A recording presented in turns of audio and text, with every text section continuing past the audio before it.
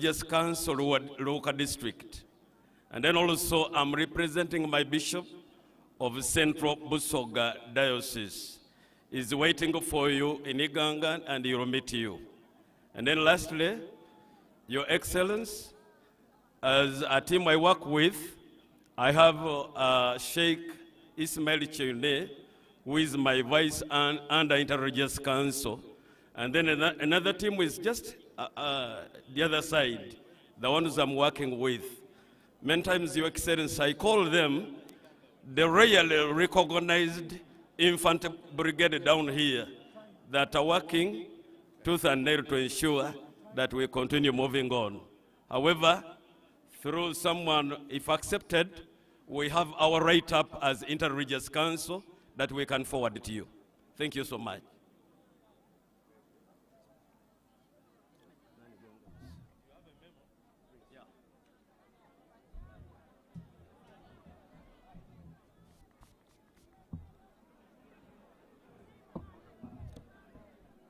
Your Excellency, Ninze Chibuika Michael, Mutabanewo Aradiswa District, Eya Luuka. Ogwange, Gubaida Gwakwa Nirza Baba, allow me invite the Secretary General to master and guide the rest of the occasion. Webale. NRM oye! Luuka oye! Thank you. Your Excellency, the President of the Republic of Uganda and the National Chairman of the National Resistance Movement Party, we welcome you to Luuka District this day, the 20th of November, 2025. We welcome you together with our Mama, the First Lady of the Republic of Uganda, Mama Janet Kataha Museveni. We thank you for always coming together and showing us the love that you have for the people of Uganda.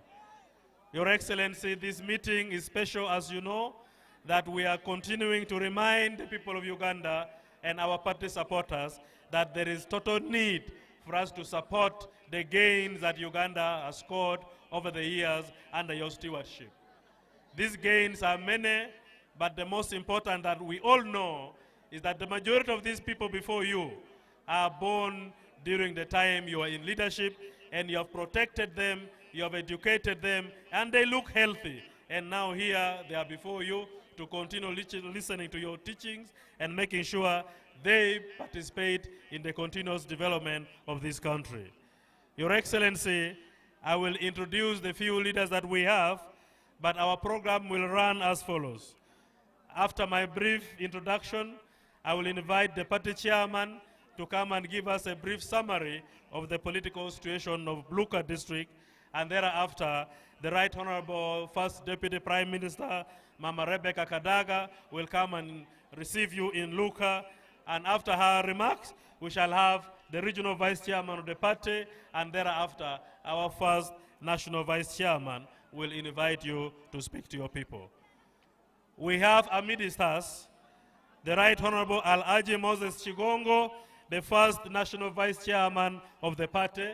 Thank you for coming, sir. We have Honorable Calvin Echodu, the Vice Chairman of the party for Eastern Region. We have the Right Honorable Rebecca Kadaga, the first Deputy Prime Minister of the Republic of Uganda. We have the Right Honorable Rokia Nakadama, the third Deputy Prime Minister. We have Her Excellency Emeritus, Dr. Speciosa Wandera Kazibwe. Thank you so much for always being with us. We have Honorable Millie Babalanda, the Minister for Presidency. We have Honorable Balam Barugare, the Minister of State for Youth. And we have quite a number of members of Parliament.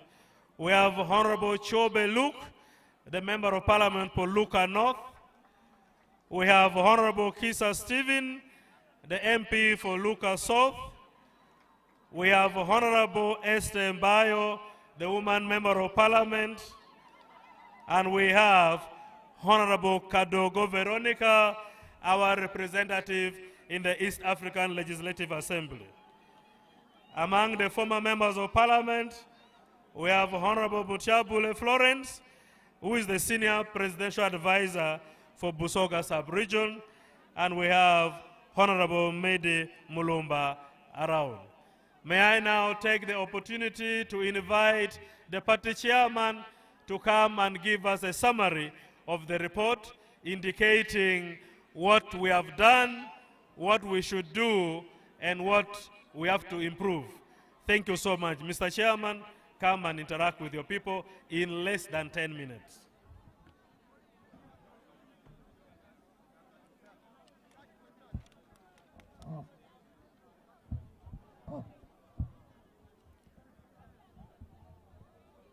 Your Excellency, the President of the Republic of Uganda, and Mama Janet Museveni, the first National Vice Chairman of the party, Alhaji Moses Chigongo, the Vice Chairperson, Eastern, the Right Honorable Mama Alitwala Kadaga, and all the ministers, government leaders who are here, district leaders, abatyamye ba Luuka, abaami n'abakyala, kodeyo. NRM oye! President Museveni oye! Your Excellency, sir, Baba ikiriza ku lwange ne ku lw'abantu b'e Luuka nkwanirize nga chairman ow'ekibiina kya NRM mu Uganda era nga niwe flag bearer ku bwa president mu Uganda yona yona. Sebo nsangayire ino okukubona.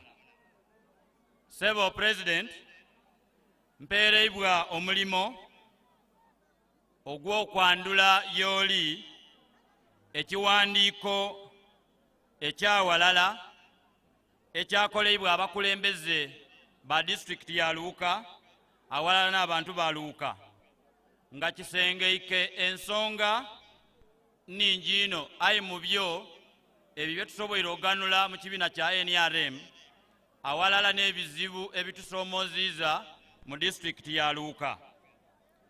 Sebo president, mu maiso go n'abantu ba Luuka abaami n'abakyala era nga bavuire mu biketezo 12, amagombolola 7 ne town councils 5, emiruka 64 n'ebyalo 135.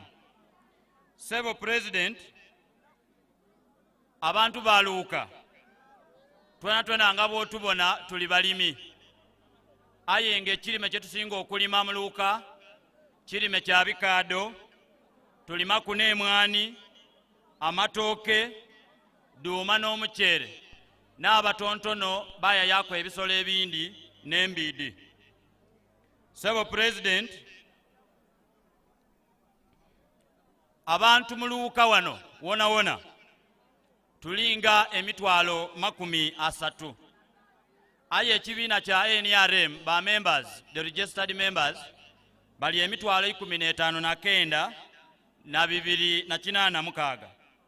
Aye mu national register abajja okulonda duuzi tuli emitwalo 13,700 na 609.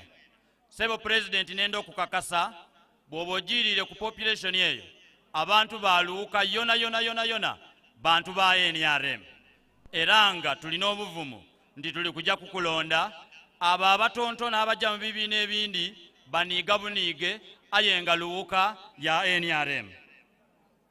Sebo president, twenda okukusiima mu district ya Luuka wayawulamu watuwa constituencies 2, eya Luuka eya Maserengeta Luuka South ne Luuka North, era ng'omwo mulimu town councils 5 n'amagombolola 7. Sebo president, mu town councils 8 de watuwa town council ndala yonka nerina obukulembeze bwe tulonda ni technical staff aye town council eina tulonda bulonde politically aye tukalifu na technical support eya town council zedo okutandika okukola era sebo nenda kukusaba kulwa abantu ba Luuka osobole okutuweereza omusaala ogumala tusobole okwiduza ebifo ebikola town council zeina disobole okubanga dikola bulungi. Sebo president nenda kubita mangu mu ebyo bye tutuse ku kibiina kya NRM era ebitugasisa mu Luuka awalala n'ebizibu. Ekisooka Mr. President nebyendegeresa the education sector twende okwebaza olw'enteekateeka ya gavumenti ey'okusomesa abaana ku bwereere ku secondary ku primary awala ni ku haya aye sebo mu district ene ya Luuka tulina amasomero ga primary amasomero 89 primary government schools twaba na amasomero ga secondary 8 secondary schools aye president amasomero gano 89 aga primary mu miruka 17 tukali kubamu na masomero era sebo president nenda okusaba nti emiruka de parishes edikali okubamu amasomero ga primary 17 sebo nsaba tukite mu mbalirira emiruka egyo 17 gisobola ofuna amasomero ga primary. Seba awalalao mu masomero ga secondary genkobyo 8 mu magombola 12 amagombola 2 eri ebukooma n'ekyanvuma gakalifu na masomero ga secondary. Sebo twenda kusaba bino ekisooka nga bw'oli awo ni maama ate minister for education and sports amasomero gaifwe agasinga aga primary gali mu mbeera mbi ino nti geetaagisa okwidaabiriza sebo president. Ekintu ekyokubiri twenda kusaba tulina amasomero 2 ndege SS ewaibuga awala ni kituuto SS munawampiti amasomero ago they are community schools twenda kusaba sebo president amasomero gano gatwalibwa government tuongere kwago 8 nimule magombolola agabulamu 2 tusobole okubanga ebyensoma mu district ya Luuka bitambula bulungi. Ekisembayo Mr. President ku byensoma district ya Luuka eziramu technical school vocational and business institution yona sebo nga bweri government policy tulisaba otuwe vocational and business institution mu constituency ya Luuka South ni mu constituency ya Luuka North. Era sebo ndikiriza nti olwokuba abaana benda osoma ine ebyomukono mu district ya Luuka eriyo ekitongole kya private skilling center ekya Judith Foundation Uganda nekikolako okutraininga kwa abaana mu Luuka nga kyakatraininga ya abaana emitwalo 3,200.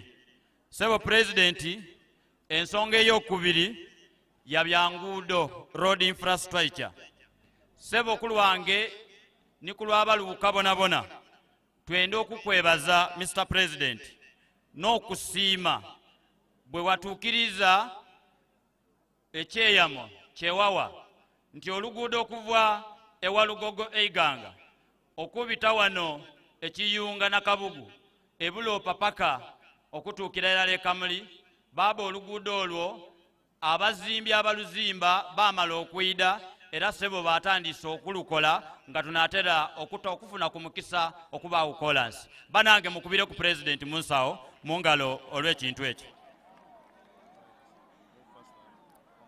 Sebo president twende okusiima sente doweereza mu bill mu road maintenance grant your excellency twakafuna 2.5 billion twakafuna obuwumbi 2 n'emiliyoni 500 ni mu Uganda Road Fund twakafuna emiliyoni 178 ayi tulina abatwamba ku abandi sebo president aba National Oil Seed Project ngabo bakatuwa akawumbi kalala 1 billion 373 millions sebo twende okwebaza olwokola enguudo ebyalo aye ife wano mu Luuka tulina ekizibu nti enguudo daife ebibali bingi, the swamps are too many.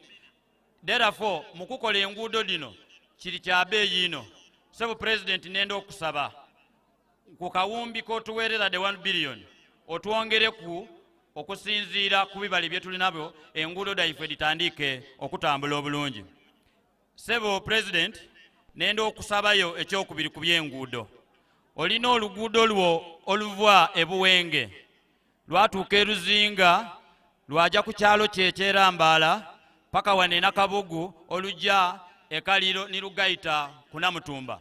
Sebo president nga bwe tulina abalikola oluguudo luno okuva Iganga nibatuuka wano okutuuka e Kamali nsabanga bakaali kuva muno mu Luuka beeyongere ku bwengole batukolere ni wala okuva ebuwenge batuuka wano e Nakabugu paka ekaliro tukagayitewo tusobola okuboneka nga Luuka ogigemagainia mu nsonga da Collins. Sebo president ensonga eyokusatu egemagana na byabulamu. Sebo president abantu ba Luuka bakununkiriza okuwera emitwalo 30. Aye baba tulina eidwaliro irala erya Health Center 4 twaba n'amadwaliro ku mutendera ogwokusatu Health Center 3 8 gwonka twaba n'amadwaliro ku mutendera ogwokubiri Health Center 2 15. Sebo president mu Luuka wano ku population eyo gye tulinayo we have only 1 full-time doctor, a ratio of 1 doctor to 300,000 people. Your Excellency nenda kusaba mu maani go mu busobozi bwo ate enkwidi ezakikulema ndi kusaba eidwaliro lya Kiyunga Health Center 3 lineeri kulingirire buli lunaku lyobitaku buli lwoida wano. Sebo nsaba olisukulumye live ku Health Center 4 lifuuke District General Hospital.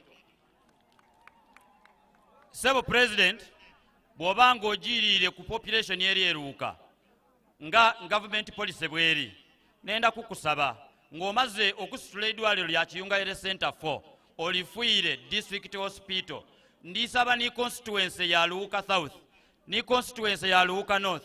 Sebo baba otuwe Health Center 4 ebyobulamu bisobola okutambula bulungi mu district eno eya Luuka.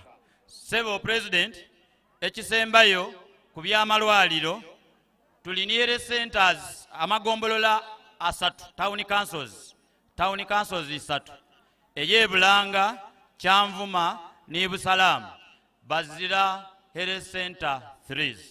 Sebo nsaba Health Center 2 ediri mu magombolola ago mu town councils ede 3 sebo disukulumizibwe difuulibwe Health Center 3. Tulina Health Centers 10 dendogeire ku 5 ku mutendero gw'okubiri. Sebo president nenda kukusaba olwa obungi bw'abantu bwe tulinabo Health Center 2 zidino dona odisukulumya oditole ku Health Center 2 dije ku Health Center 3 ate n'ekizibu ekidiri mu edindi. Mr. President abantu mu bitundu ebyo they are not connected to electricity.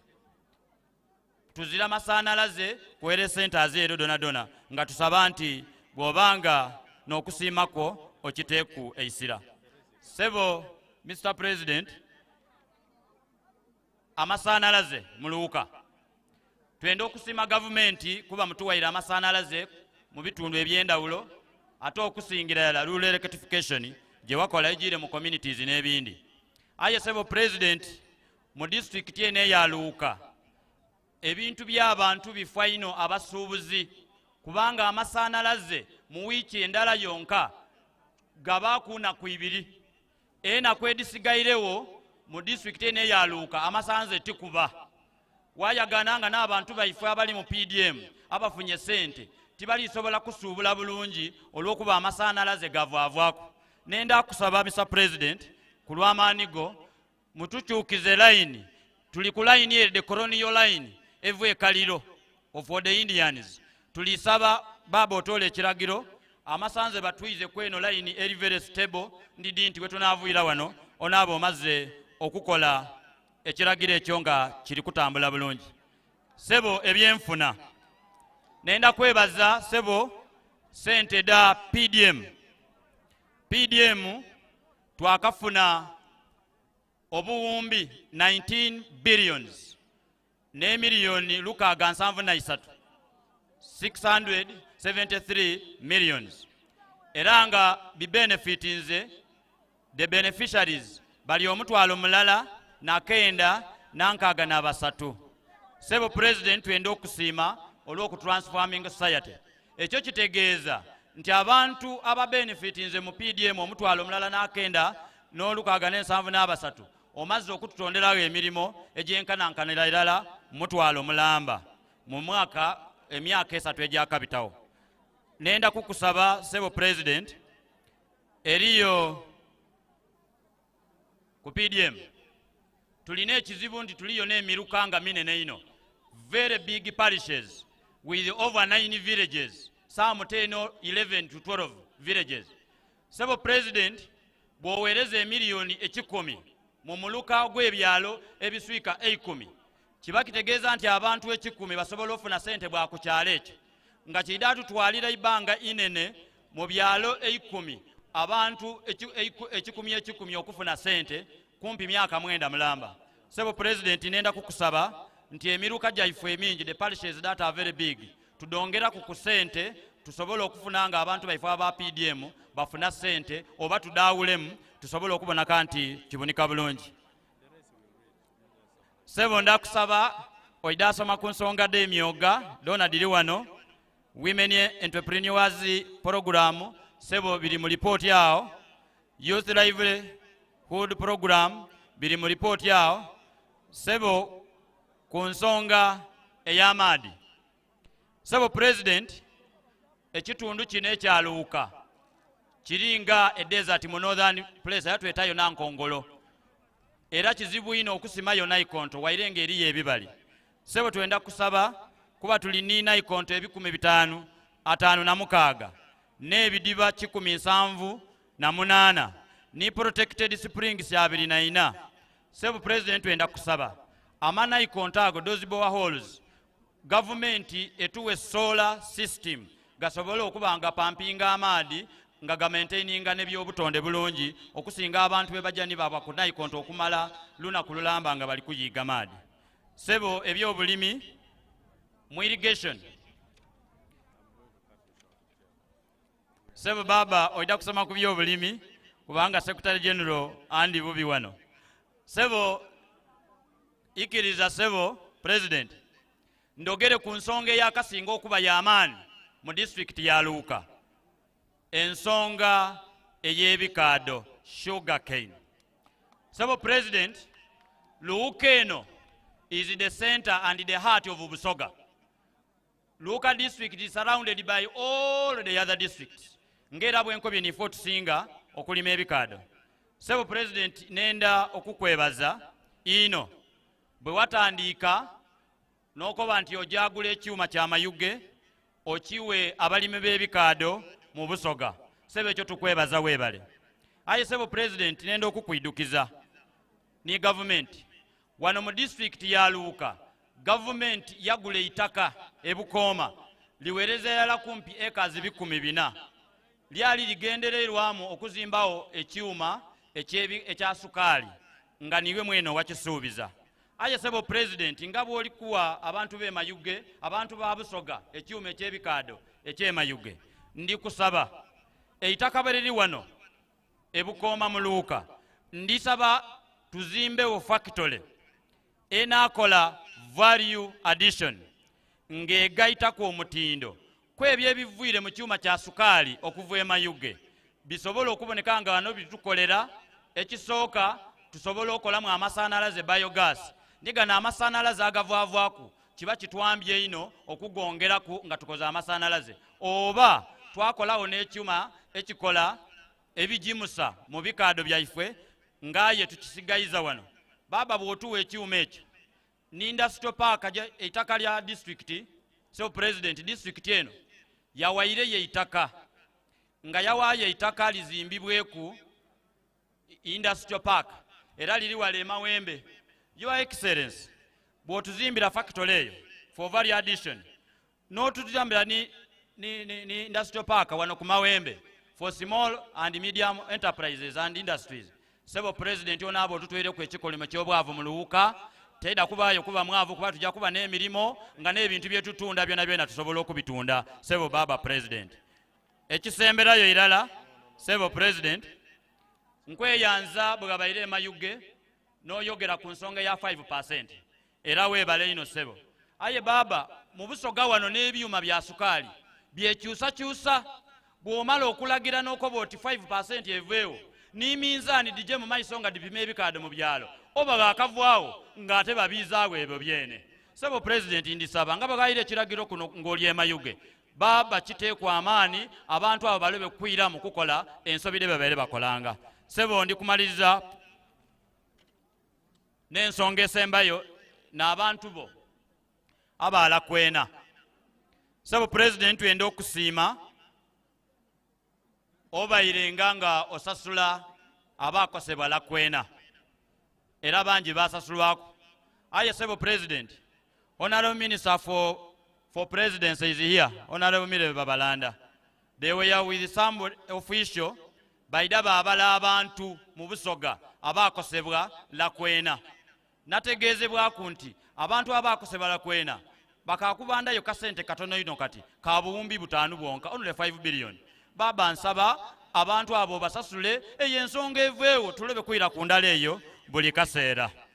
Sebo president tulina district eno council yatyama yagaba eitaka ng'eitaka lye yagaba tuli kwenda tuzimbe ku regional sports stadium nga bwe nkobye president nti ekitundu kino ekya Luuka ni center ya Busoga. Eno tulina Idinda, eno Kamuli, eno Buyende, eno Kaliro, Iganga, Mayuge, we are in the center. Sebo president ensonga eno Ministry of Education and Sports yagigemako era erikola process. Baba nsaba ekisaawe eky'omupiira ekya regional ya Busoga kitajja mu district yindi mbo kitewana e Luuka nifo tulisinga n'okuba omupiira mu Busoga yona yona. Sebo neyanziza ino Mr. President abakaire abali wano twabaire nabo mu meeting bakoba nti emyaka ed'okufunira ku akasente 85 bangi bavambula mu obwensi nga bakalituukako. Sebo president basabira irala emyaka diike okuva ku 85 diike dibe mu 65 abantu baifwe abakaire abazeeyi basobola okufuna akasente. Sebo president neyanziza kulwa abantu ba Luuka. Your Excellency ninze Kisa Steven Bakubalwayo chairman wa district ya Luuka ONRM eranga ninze flag bearer wa Luuka South constituency. I thank you, Your Excellency, and Mama and everybody. Thank you, Chairman. Next time when you have many things, you have to summarize them. Because the Chairman has taken a lot of time, the other speakers, I'm going to limit them to 2 minutes. May we invite the Right Honorable Rebecca Kadaga to receive the President in Luuka District.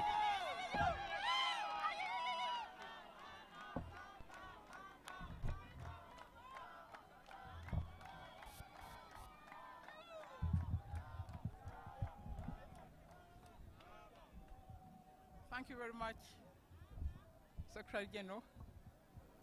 Your Excellency, President Museveni, our candidate, and Mama Janet, I want to welcome you on behalf of the whole of Busoga to the district of Luuka. Thank you for taking time to come to us. Your Excellency, mine to be very short today. It concerns the issues of the women empowerment. Your Excellency, odakwidukira nti watuteekera program ya grow era bwe nagifuna nabedda abakulembeze bonna b'e Busoga twagenda twasiiba eyo twasoma n'ab'ebbanka ezikola grow babeera mu byalo nga bitano ku bibiri bakati abibatwaire mu bya Kiwani batusaba ebyapa. So Excellency, grow project yatusala ndikusaba nti mubeeyo n'engeri yogiringamu kubanga utwaloleta ripoti ku cabinet minisita wa jeda yakoba ati aidha kwa programu eyanguira abantu abasala byapa ayo mwaka guwireko gatagikoze n'ekyo sebe ensonga eyo abakyala bano balonzi balungi bali committed ndikusaba nti ensonga eyo giringemu erongose obulamu bw'abantu bwaife. Ndikusaba nti okwongera kuyanakani ku ekyuma nti ensonga y'ekyuma twajogerera eno twekomitinga musana mukulu kale twandisabye nti etukirizibwe wene tuyambe tuyambe. Bano abaluuka bano muliyo kusanga kubabona mwebale kuida bana ndidde kubakoba nti omuntu atyaimawo chairman wa mwavu akusaba ebintu bingi no bingi aye nga gwali kubisaba naye atyaimawo kale mugemi obuyinza asobola kwanukula okusaba okwo kubanga akoze ku buzira n'omusana mukulu asobole okubayiramu n'olwekyo ndi kubasaba nti 15 buwune mujja ku polling station munoni agali ekikufiira n'akabaasi awe mute ensonga mwegorera nga mugigorera iggulo mujja kubala bululu ng'ebintu bitambula bulungi mubalina kumpuliriza mwebalirana.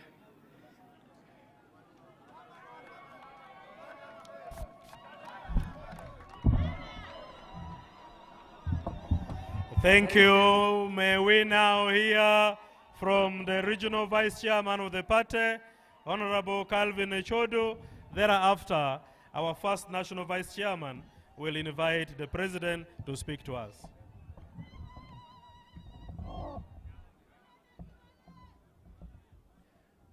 Luuka oye, Busoga oye, Uganda oye, East Africa oye, Museveni oye. Your Excellency, the President of the Republic of Uganda, Mama Janet Museveni, First Lady, Minister of Education, welcome to Luuka. Because of time, allow me to follow the protocol already established. Your Excellency, as you wind your campaign tour of not only Busoga but Eastern region, want to thank you for educating and reminding us about the 7 Matafalis you and NRM has contributed to the House of Uganda. We appreciate you and appreciate the leaders of Busoga for the support and mobilizing people. And the leaders of Luuka, thank you. Without wasting more time, I take this opportunity to invite the first national vice chairperson to invite you. Thank you.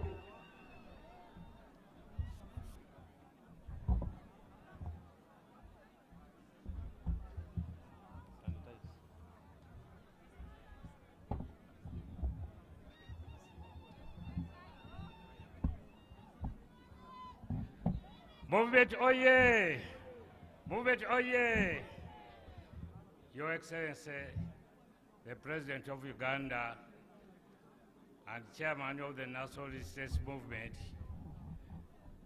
our flag bearer for presidential, Madam Janet Museveni, you are most welcome to this place here, Luuka. Your Excellency, allow me just to say a few words here, and then I'll call you to come and address them. Abantu beruka oye! Mwebale kuwagira movement. Mwebale kuwagira movement. Era tuli basanyufu olw'okuwagira movement wemutyo. Naye waliwo ekintu kimu kye njagala mbagambe nti mu biseera bino nga bwe tunoonya akalulu tukanoonye n'empisa nnungi, tubeere n'empisa nnungi nga tunoonya akalulu.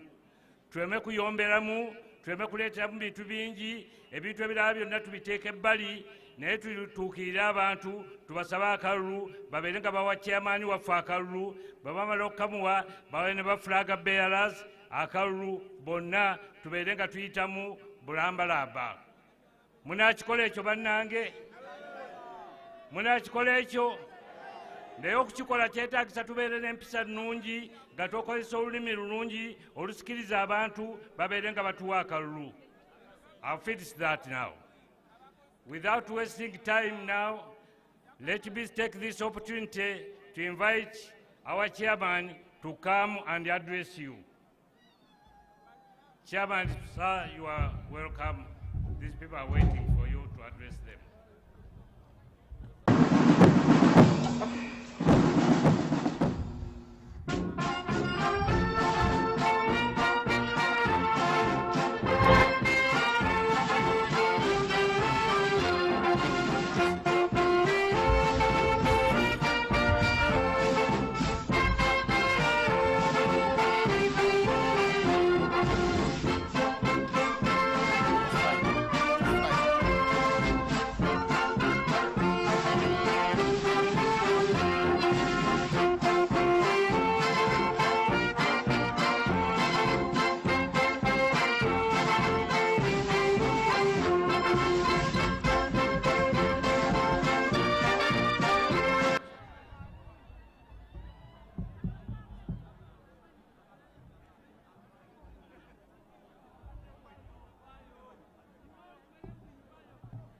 Koideo aberuka.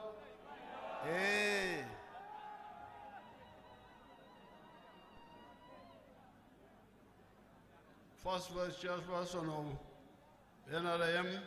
Omumyuka asooka wa pati ya NRM. Vice Chairperson NRM Eastern. Omumyuka wa NRM okuva ebuvanjuba. Right Honorable Rebecca Kadaga, Deputy Prime Minister. Mukaire waife aitwala Rebecca Kadaga. All the other leaders. Abakulembeze bonabona abali wano. And you the people of Luuka. Nife abantu abakungaine wano aberuuka. I'm happy to be here with talk to you. Ndi musanfu okuba wano olunaku olwaleero okwogera ku yemuli. I came with Mama and other leaders. Era olwaleero ndije ni maama awalala n'abakulembeze abandi bonabona. But let Mama greet you first, then I will talk. Aye kansabe maama asooke abalamuse ku meemale nje mu maiso. Aberuuka muliyo mwebale kwija. Kale maama. Mwebale kwija in these great numbers. Mwebale kwidda mu bungi muti twekubireko akalu n'omuzira kubanga twidye bangi. Mwebale for being yellow in Luuka. Mama asimire ilala.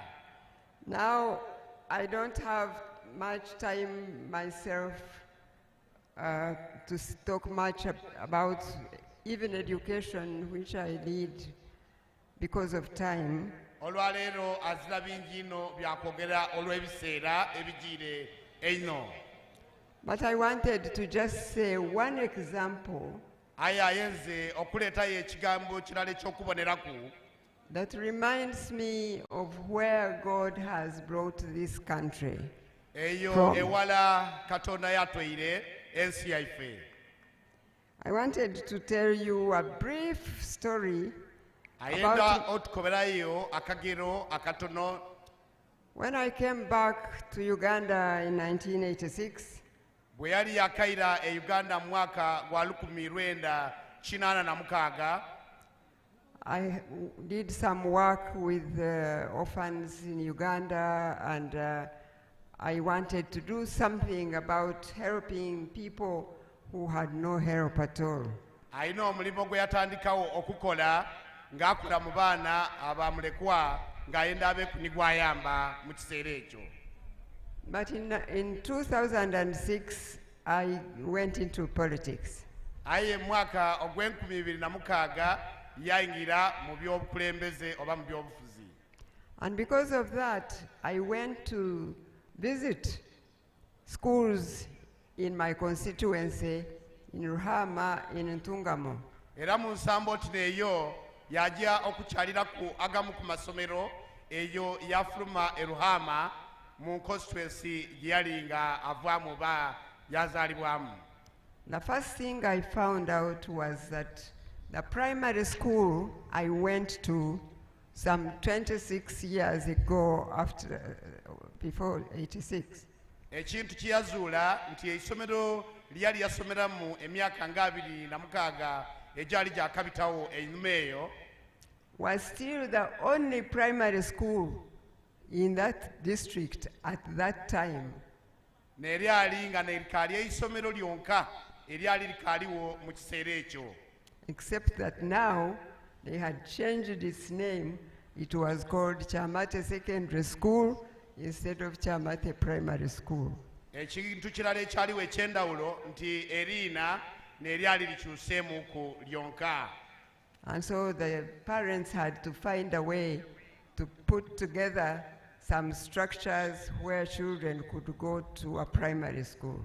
n'olw'ensonga eyo ng'abazaire basazeeko amagezi amatontono okuba kuli bwe bwekuŋŋaanya baboneke nga abaana baibwe bajja mu masomero basome kuuku.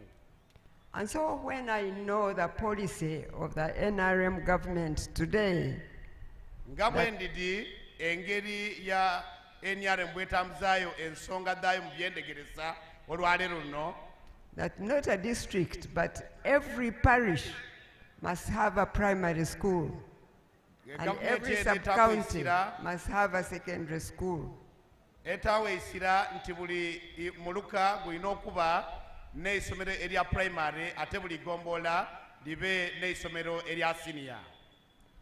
And I looked at the statistics that the chairman was talking about. Luuka bw'alingirira chairman by'abayita nga ali kwogera wano, Luuka alone has 89 government primary schools. Luuka Alone. erina amasomero 89 aga primary.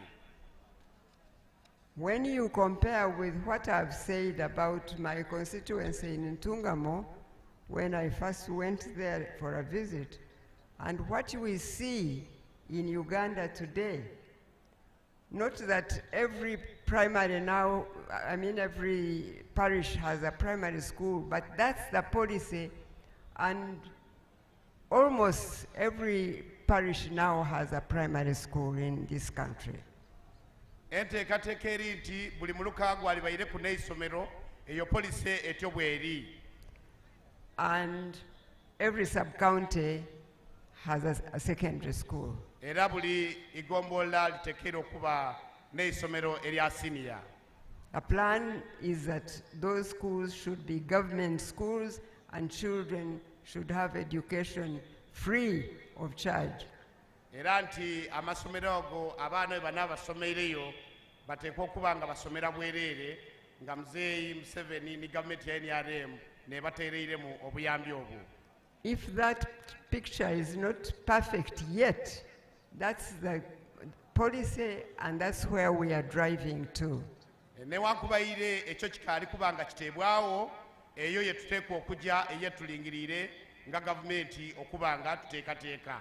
So for me, that gives me a picture of where God has brought us from as a country, and I can't help to thank God for Uganda today.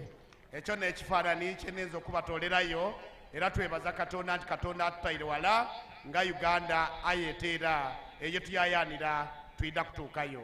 And that's why I must say to you that it is right and good to vote for NRM so that NRM can continue to build this country and we can continue to improve so that our people can live in a better environment. kyova mbakubiriza tulonde NRM tusobole okuboneka nga tukole enteekateeka eyo abantu babe mu bulamu obweyagaza okubita mu byendegereza. Luuka oye! Museveni ni Luuka oye! Busoga oye! Busoga oye! Uganda oye! Uganda oye! God bless you all. Katonda abampeera enkabi bana kampulira omuzira n'enduulu ed'amaanyi maama ng'amaze okwogera ku ye tuli. Tweyanziza ino maama. I want to thank Kibumba Nenda kwebaza Katonda because I've been coming to Busoga for a long time, doing work here, fighting here, but also working here. Kubanga nsobola okwidda ku emikuzi Kamala e Busoga nga nkola emirimu mingi era nga agezaako okulwana wano ni wale okutereza eggwanga lino. In 1972, mu mwaka ogw'olukumi-lwenda-72, I remember bringing guns from Tanzania through Kenya up to, I was taking the guns to Kampala, but I had to stop at Iganga to wait for the night to take the guns into Kampala.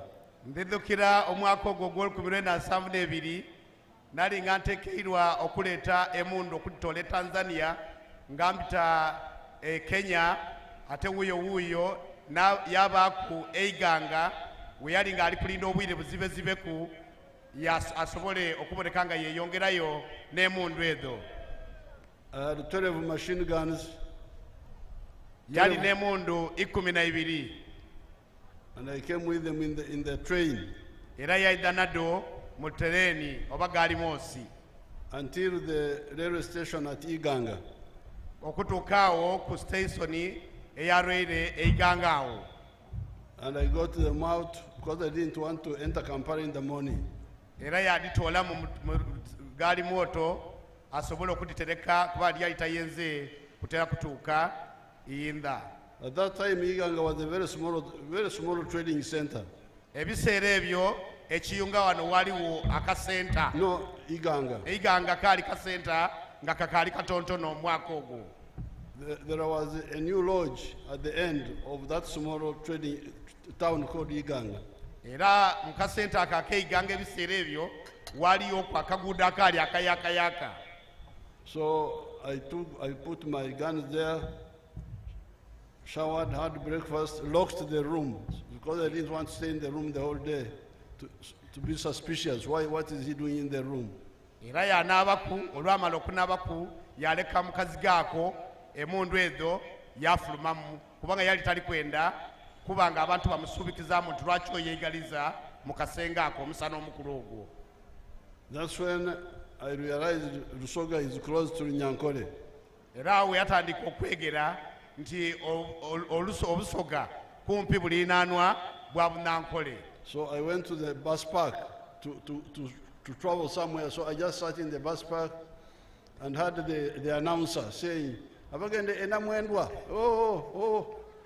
Era awo yajja mu bus park oba mu paaka ya baasi yatandika okuwulira abeeta nga bakuba ati abajje namwendwa abajje nani abajje nanka atyo nga bwe bali kweta. So I waited for the last place, which was the place near the River Nile, Namasagari. Era awo yawulira ekifo ekisembayo nga bakyeta nga bakati abajje Namasagari.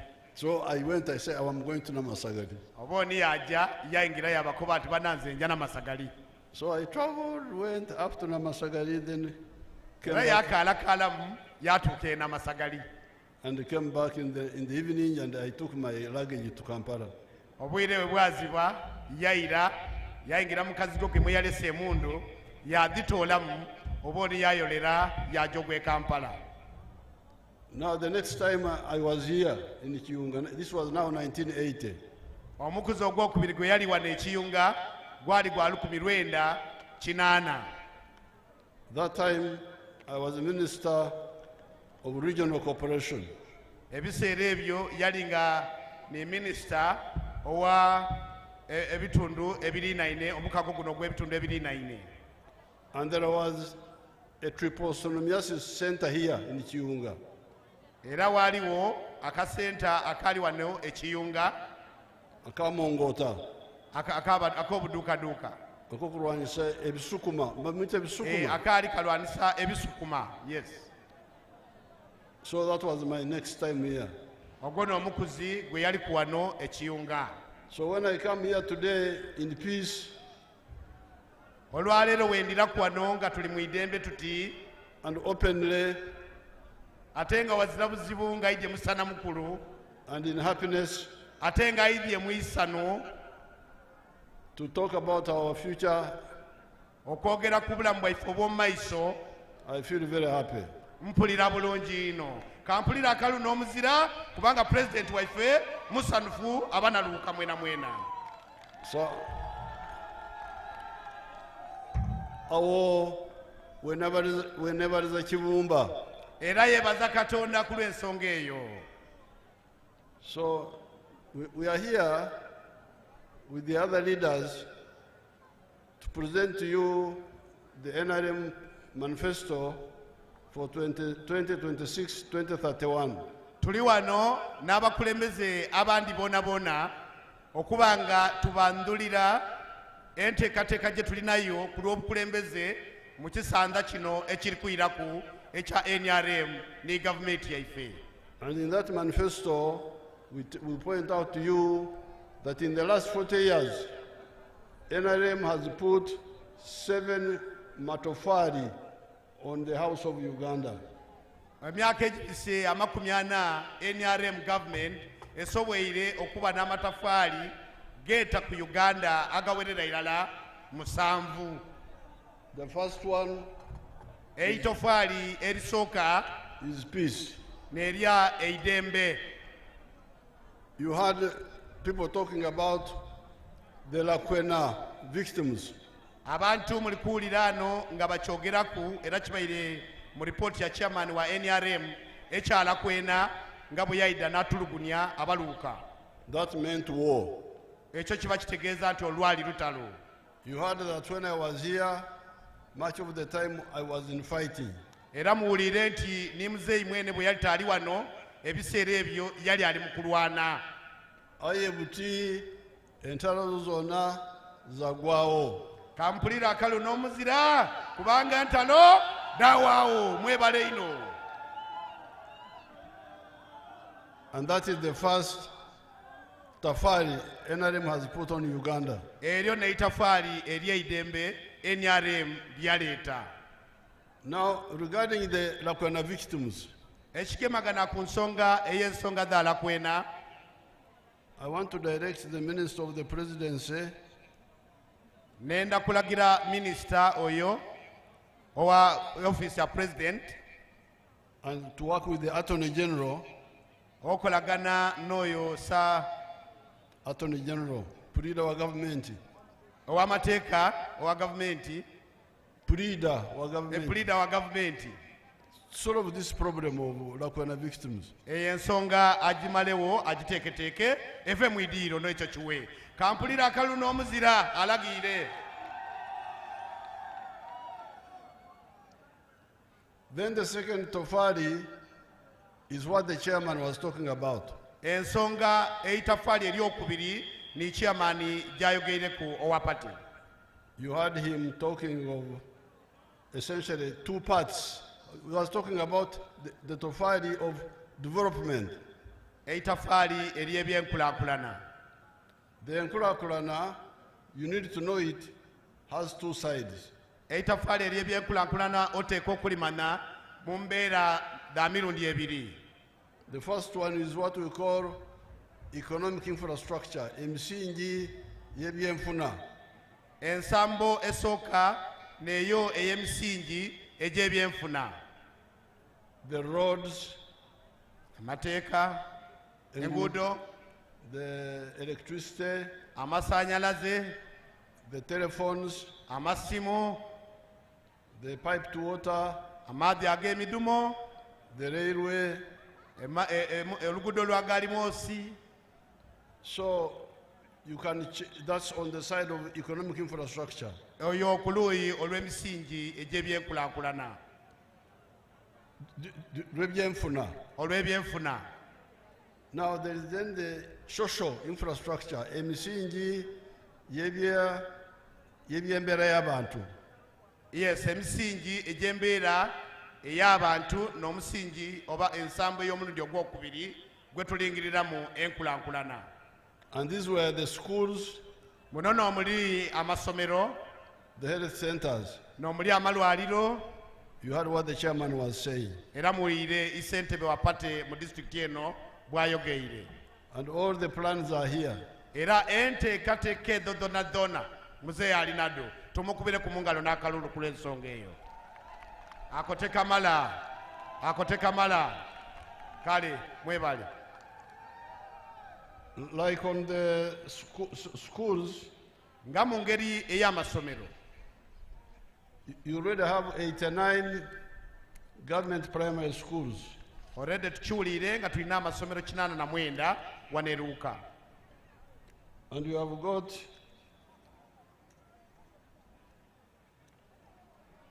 I think 64, let me see, parishes. Ate nga emiruka tulina 64. Let me check. Leka yeekalirise ensonga eno.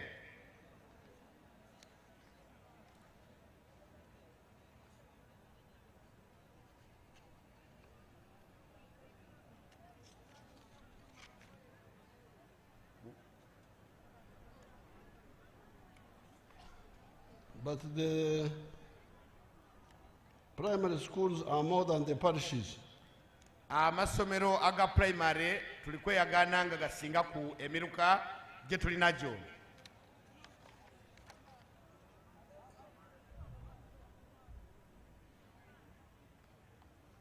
The miruka should be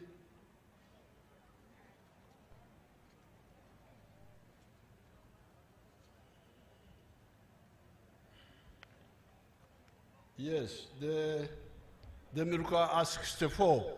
Emiruka giri 64. But the government primary schools are 89. Aya amasomero aga primary gali 99. And the policy of the government is to have one government primary school per parish. Aya ate ng'enteekateeka eya government nti buli muluka gubeemu isomero irala erya primary. But here in Luuka, you still have 26 parishes which don't have a government primary school. Aye kali tulikweyagaana nga waliwo okwemiruka egizira masomero emiruka 26 egizira masomero ga primary. So this means you did not follow strictly the other principle of one primary school per parish. Kitegeeza nti munteekateeka tekyagobererwa okuba nga buli muluka gubaamu eisomero erya primary. So please in future be very strict on this one. Ekitegeeza nti ekyo mu maiso nga tuteekateekera district eno kiteebweko isira nti buli muluka gubenga guteebwamu eisomero mu nteekateeka enungamu. Don't put more primary schools in one parish before all of them have got. Tekaitoiza n'obuutikiza masomero mu luka mulala ng'ate egindi gizira. There are 7 secondary schools I think are 7. Secondary schools are 7. Secondary schools are 7. Amasomero ga gavumenti gali 7 aga secondary. The sub-counties are 12. Ate nga amagombolola gali 12. So we still have 5 which don't have. Kiba kitegeeza nti amagombolola 5 agazira mu masomero ga gavumenti aga senior. But they are building some new seed schools. Aye kirungi nti gavumenti eri kuzimbayo amasomero aga seed mu magombolola. So that means only these are I think there are like 2 new secondary schools. Kiba kitegeeza nti obwetaavu obuliwo. No, we are now building 2 new secondary schools. Ekirungi nti omukisa oguliwo amasomero 2 aga secondary agali kuzimbibwa. So there will be 9 now. Kiba kitegeeza nti n'abatuuse ku toto y'amasomero 9 aga secondary aga seed. The ones without will remain only 3.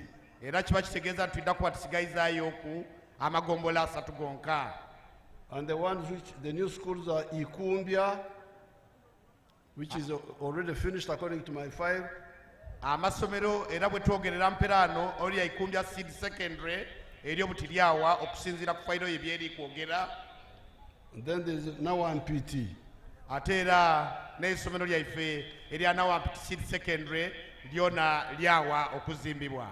Okay, here they say it is under construction. Likabulamu obutontono likazimbibwa. In my file here. Okusinziira ku buwandiike bw'alina bwawo. But this, you know more because you are here. Liko batwidi kiki kyekiri abantu abaluka nina wampiti mukindi bulungi nti kumpi essomero lyaffe eryena wampiti liri buwa. So on the issue of the health centers, ku nsonga egemagana n'ebyobulamu, you have got one health center for tulina eirwaliro erala eri ku iddaala eryokuna ndala lyonka mu disitulikiti and 8 health center 3s. ate era ne health center diri 3 diri 8 zonka. Only 3 don't have. Amagomola 3 gonka n'agazira. But the plan is to upgrade Busalamu Health Center 2 to Health Center 3. Ekirungi omukisa oguliwo tiwaliwo enteekateeka ey'okuyimusa okusumusa eya Busalamu ejje ku Health Center 3. Plan to upgrade Bulaga Health Center 2 to Health Center 3. Tusumuuse eirwaliro ery'e Bulanga live ku Health Center 2 lijje ku Health Center 3. And plan to upgrade Kaliowa Health Center 2 to Health Center 3 in Kyanyuma. Era tusumuuse eirwaliro erya Kaliowa Health Center 2 tulitwale libe Health Center 3 wale Kyanvuma mu Town Council. Now on the big project we have here, the one of the road. Era mperano bwetwogerera omulimu nga government kwetulina gwo omukulu project gye tulinayo neyo oluguudo. The road from Iganga to Bulopa through here to Kamuli.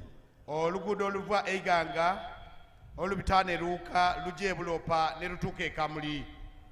I heard what the chairman was saying. I know that road also from Buenge to Ruziga. Era yayogera chairman ayogera ni ku luguudo oluva e Buenge lubita Erambala ne Ruzinga lugole Kaliro. So that one will be handled in the future, but for now we are concentrating on the one of Iganga Bulopa up to Kamuli. Mzee akobye nti mu kiseera kino tukagema kuno oluva Iganga lubita Luuka luje e Kamuli lule lwona lwida kugemebwaku mu maisaawo webujjaku nga tumaliriza luno. So these two together form enkulakulana, the economic infrastructure, omusingi gw'ebyenfuna n'omusingi gw'ebyembeera y'abantu. Enguudo ibiri lida kulankulanya emisingi gye tuli kwogeraku egy'ebyenkulankulana n'omusingi ogw'embeera y'abantu enungi. And that is the second tofali NRM has put on Uganda. Era ekyo kitegeeza nti eryo n'eitafaali eryokubiri NRM yesoboire okubateeta ku Uganda eno kasooka eridda mu bukulembeze. The tofali eryokusatu is wealth. Eitafaali eryokusatu n'eryobukombe obugayiga. Because some people, especially the old style leaders, abakulembeze ab'endowooza eyeeyira. Okutolako ekibi ekiriwo n'obukulembeze obw'abantu ab'endowooza eyeeyira eyawaaku. In the 1960s, I had a lot of arguments with those leaders. Myaka gya 1960 naba n'obutagemagana mu ndowooza n'abakulembeze ab'ekikooti n'ekyo. Because for them they were talking about the roads, electricity, really talking about enkulakulana. Bene baali boogera ku nguudo masannyalaze olwaleero tukwogera ku nkulakulana. But I said, but if the homesteads don't get out of poverty, what is the purpose of the roads? Yeebuuza Yakobo, abantu bwe batebaviire mu buwafu mpirano emigaso egy'amagira giri ki? So, and then later when I interacted more with the Basoga, I found they had a good statement. Ayi bwe yagemagana ku n'Abasoga oluvannyuma era yabonanga era mulimu endowooza eyenda okufaanana okoti n'eyo. Omusoga ira yakikoba nti akange kakira kaife. Abasoga baalugera baakoba ati akange kakira kaife. Ningamba nti Abasoga ngabagezi banaife. Bana tukubire muzeeyi kubanga yakoba ati abasoga bagezi. Ntabasoga kale mwebale. Ntabasoga bategeire kyembaire nduku kukoba ekyo kyamugumya nti endowooza gyali taalinayo mu kiseera ekyo yali egamaganira n'ebyo bye yali taalowooza nga ne baddaada baife baali baagera olugero olw'amagezi olutuukaana n'endowooza bye yali alina ddo. kimbeire nkoba okumara obwire okumara ibanga dene. For a long time I was saying that's the same concept.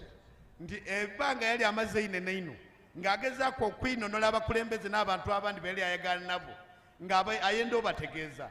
Aye bwe yatuuka n'atabagana ku n'abasoga kyamuyamba nti baalina endogera ekoba eti kange kakira kaife. Ekyo kyatuukana bulungi n'ebirowoozo byali alinayo era yabona nga kidda kuba kyangu enjiri ye okutambula ebule woona. Therefore, in the 60s, we insisted on that point in our area there where I was active initially in the cattle corridor in western Uganda, central Uganda. Era n'olw'ensonga eyo mu mwaka ogwo 1996 yatandika okozesa enkola eyo mu kyalo gyali aba era mubaaya ab'ente eruuyi eyo gyazaalibwa. Let me show you how many people listen to our advice and they are now quite well off, many of them. Muzeeyi kaabalage ku kyagobera abantu be era kyali amaze ebbanga tayenda okubainola abo abaawulirisa biki bye baasobola okukola era ne bwe bafaanana olunaku olwaleero. The other man, olutimbe ku luuyi awo amaiso ku lutimbe twena.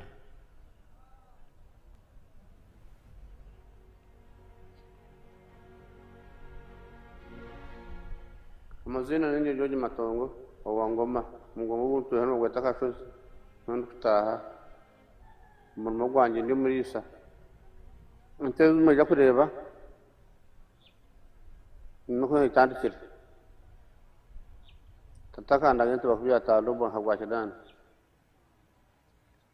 meirisa zakanya nagura amataka nyuse nazo zankorera ibintu kwenda zashurutiza abana bihereze naturuho kabanza mu nyankore naje nahindura nk'umwata ngo ncungu nuko zahanyiranye natunga atuzungwe zo ndisumute. On our farm, we collect over 900 liters of milk per day, and a liter costs 800 shillings, which is approximately 21 million per month. Now this man is not educated. Mbutibu tulichibona nga omusaadde ono tiyajja ino ku isomero okusoma. He was part of the traditional Banyankole abakolera ekidda kyonka. Yali omu ku banankole abatontono abaali nga bakolera kulya kwonka. But when they listened, and him and many others, when they listened to our advice, oyo omwami n'abandi ku kyalo we baawulira muzeeyi bye yali asomesa, they changed it. Bakyusa enkola yaibwe. You can see now he's a rich man. Era buti muli kubona musaada mukombe muzibu. He's selling 900 liters of milk per day. Atunda amata agawera erita lwenda buli lunaku. And although the price is low in that area because there's a lot of milk, newankubadde emiwendo egy'amata mu kitundu ekyo giri wansi kubanga amata mangi agaproducingibwa mu kitundu ekyo. But because of the big amount of milk, he gets 21 million shillings a month. Olw'omuwendo omungi ogw'amata gakungula oba gakama buli lunaku afuna emiliyoni 2 buli mwezi. In a year, That is 250. kitegeeza nti mu mwaka gwona gwona afuna obukaire 205. As you see, he has built a good house. Era mbwine nti asobola okuzimbaku akayumba akalungi akeyagaza. With solar power. Era yataaku n'amaani ag'enduba. And educated children. That girl is a graduate. Era n'abaana be asobola okubasomesa mu masomero ag'obuvunaanyizibwa. That girl is a graduate, the one who was speaking. That girl is a graduate. Oyo omwana alina ediguli gwe mu bwine taali kwogera awo. But what is important is that where they are is far from the tarmac roads. Aye ekisinga bukulu nenda kubategeeza nti abo we bali wala ino okuva ku luguudo olwa kolansi. Like 70 miles. Liri emayiro nga 7 okuva ku Makagaibo okutuuka wali kolansi. Much further than, from here Kiunga to Iganga is like 30 miles, I think. Ate nga we tulinga wano okutuuka Iganga liringa mayiro 30. Me, you remember me, I am a man of miles, not, I don't remember kilometers so well. Idhukira nti ye musaadha atera kwogera mu mbeera mu nsambo ya mayiro ti kilomita ng'omulembe guno bwe gutera okwogera. I think it is like 30 miles from here to... Ndowooza ziringa mayiro nga 3 okuva wano okujja Iganga. Kilometers zirimeka okutuuka Iganga? About 37. About 37. Ooh, that's kilometers. That's very near. That's like 20 miles. Yes. Yes, you now you can see. But these ones are 70 miles away from the tarmac road. Ayedukira nti tuli kwogera ku mayiro 7 okuva ku luguudo lwa kolansi Amakagaibo ye gali. N'olwekyo enkulaakulana mu kitundu ekyo ntono. Kiba kitegeeza nti enkulaakulana mu kitundu ekyo ntono. Ayo obukombi buliyo. Ayo obukombe obugayiga bwo buliyo. This is what I wanted everybody to understand. Kino kye ndikwenda n'olwekyo buli muntu ategeere era yekalirize. Everybody can have obugayiga wherever he is in Uganda as long as there is peace. Buli muntu yenna asobola okuba n'obukombe, asobola okuba n'obugayiga kasita wabaawo eidembe n'emirembe abantu okusobola okwekolera ebyaibwe. Tukubire NRM mu ngalo ku lw'eidembe lyereese. Mwebale. Now, when we came into the government, n'olwekyo bwe twayida mu gavumenti eya NRM, because this work in the cattle corridor, we did it when we were students. Era bino byali bikolebwa ye baayira ente nga bakaali basomi. But when we came into the government, I brought the same thinking into the government.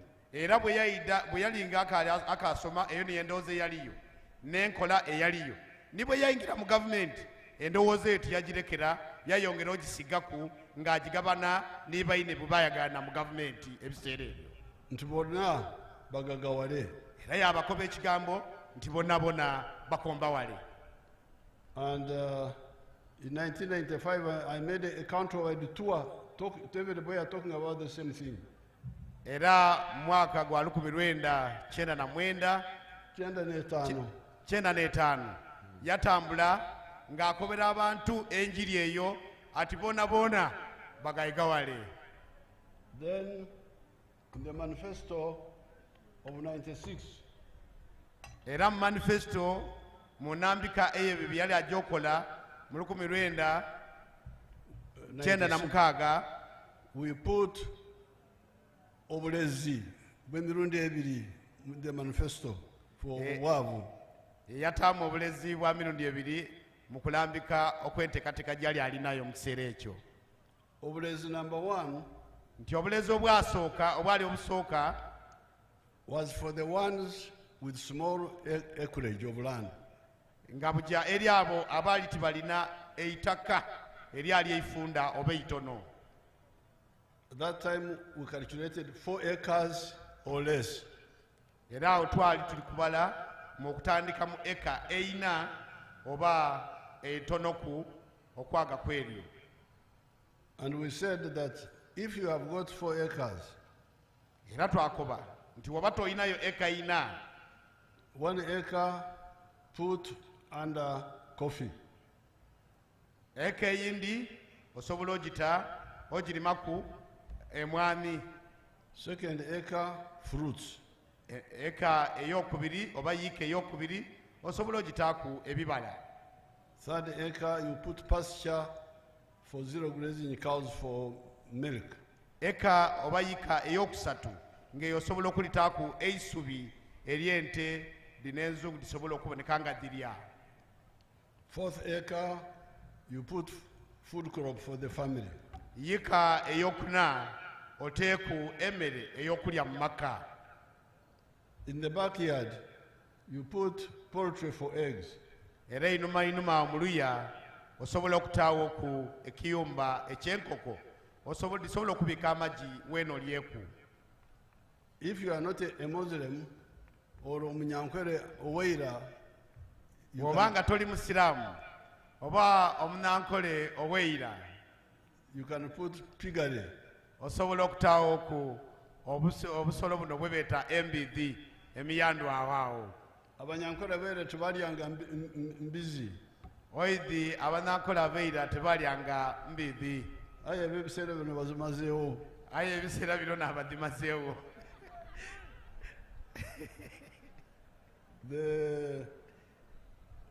Near the wetlands, okumpi n'ebibali, you put fish farming. Musobola okutaawo okwaya ebyenanda.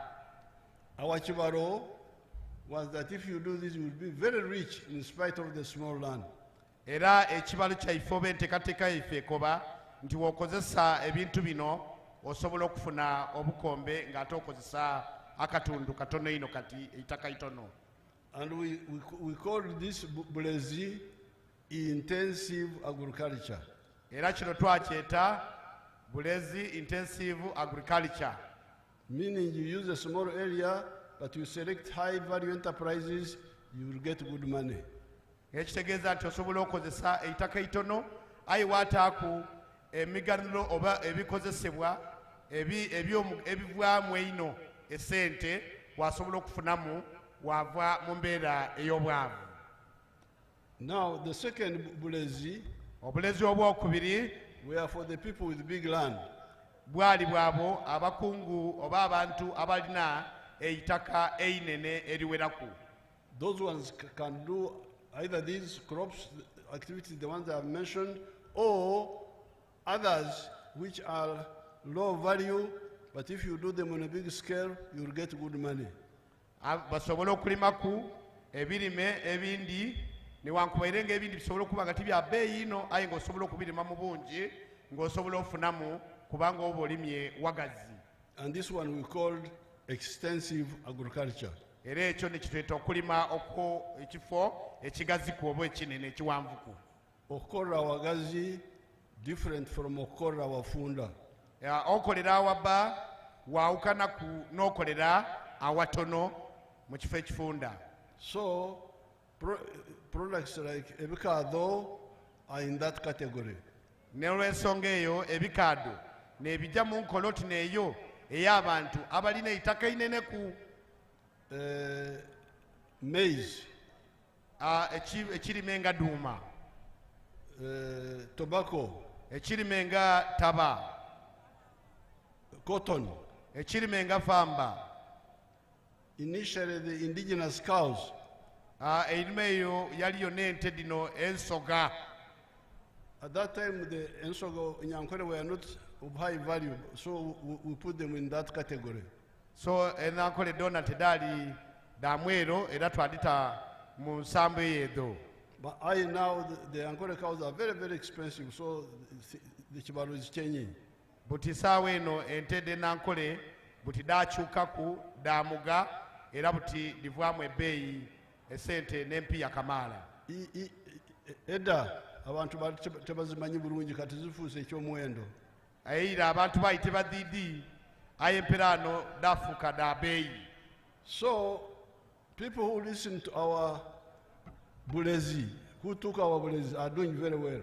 N'olw'ensonga eyo abantu abaawuliriza obulezi bwaife saawa eno bali bulungi ino tebeegomba era basanufu mu mbeera daibwe. Let us see Basangwa of Kamuli. Kale tulinge ku lutimbe twekalirise kabiri Basangwa ow'e Kamuli n'emirimu gy'akola oluvannyuma lw'okuwuliriza muzeeyi engalaga gye yagalagamu n'ensomesa ye.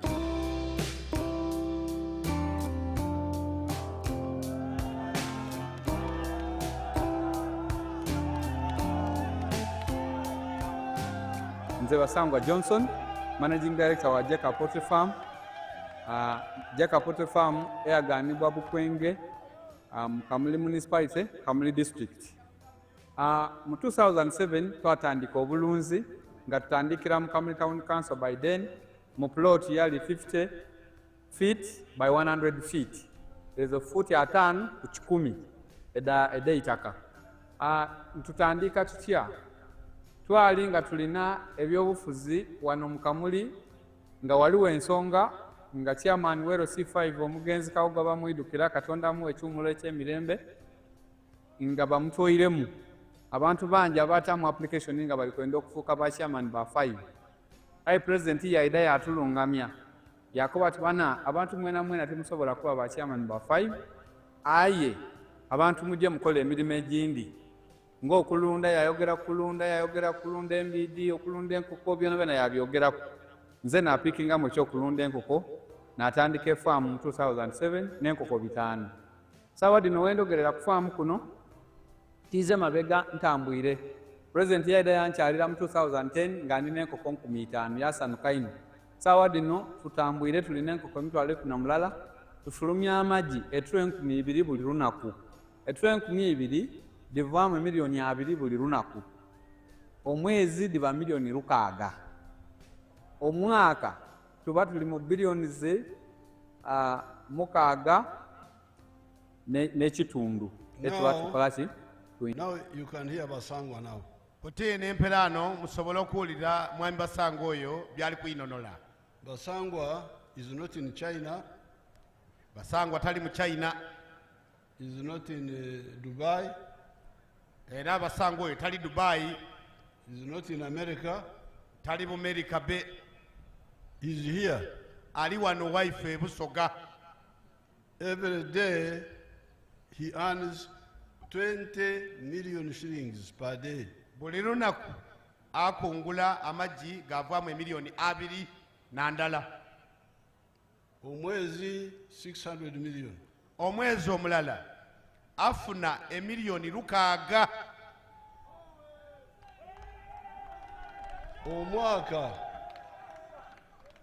Omwaka Basangwa esente zimuyisiriddeko takyabala bulungi ayogedde obuwumbi 6 naye omwaka ziba obuwumbi 7 miliyoni 2. Mu mwaka ekitegeeza nti afuna obuwumbi 7 n'emiliyoni 2. Katoya ali awo. Basangwa wano mu Kamuli wano. Basangwa wa waife wano eno e Kamuli e Busoga. You know me, I'm moving all over Uganda. Oidi mzeeyi atambula Uganda eno yona. Katika mbalaga w'Ekalamoja. Era kabalage w'Ekalamoja gwe yagalaga n'akola bye n'awuliriza. Amaiso twireyo ku lutimbe. I am Mr. Korea Dick Ogira. I am a model farmer in Abim district. My village here is called Arangetoy West. Arangetoy Parish, Abuk Town Council, Abim District, in Karamoja. The mango trees you are seeing here were given to me by the President through Operation Wealth Creation. I received 200 mango seedlings, and I planted all, and they are all doing well. Apart from this venture, I got money from PDM last year. I got 880,000. And I used 800,000 for buying 10 goats. And the goats are there. They have multiplied. They are now 16. Part of the money of PDM I used for buying cassava stems. Through that money, I've managed to plant 2 acres of cassava. They are now doing well. The first acre, I intend to harvest next year in January. Then for the mangoes, you are seeing, I started harvesting last year in 2023. The first harvest, I got 6 million. That was in June. Then second harvest in September, November, not September, November, I got another 6 million. So last year, from these mangoes, I got 12 million shillings. I've been selling to the people around. Actually, Soroti Fruit Factory has booked this mango. They want me to take these mangoes tomorrow, 2025, to the factory. Actually, I've been selling locally. I've been selling 1 at 500 shillings, 2, 1,000. And people are buying. These mangoes are very good. The mangoes trees you are seeing here are giving me money, a lot of money. And I want to thank His Excellency, the President of the Republic of Uganda, Kaguta Museveni, for coming up with the idea of Operation Wealth Creation in the country. This is money. I am not going to suffer. My children will not suffer because of this wealth. I call it wealth now. I always harvest, I don't harvest mango, I harvest money, not mangoes. So I want to thank our president so much. And next year, if all goes well, I expect to get 18 million first harvest.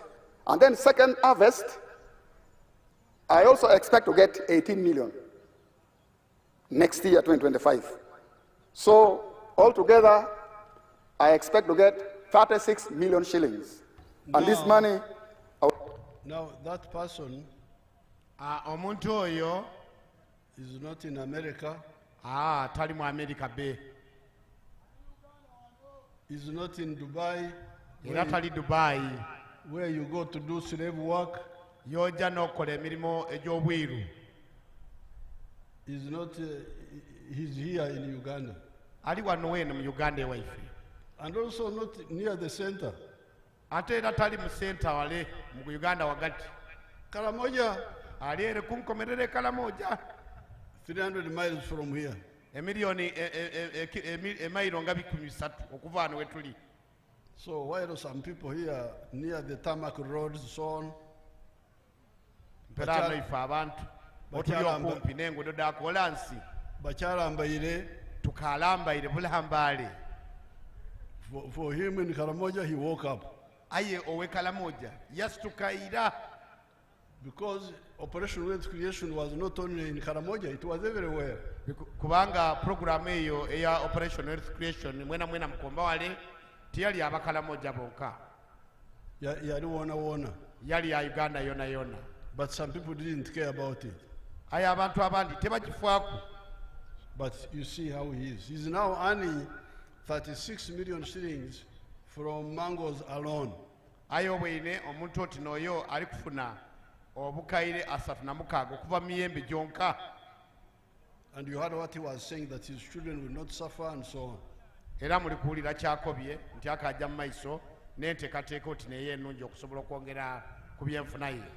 Let me finally show you my own example.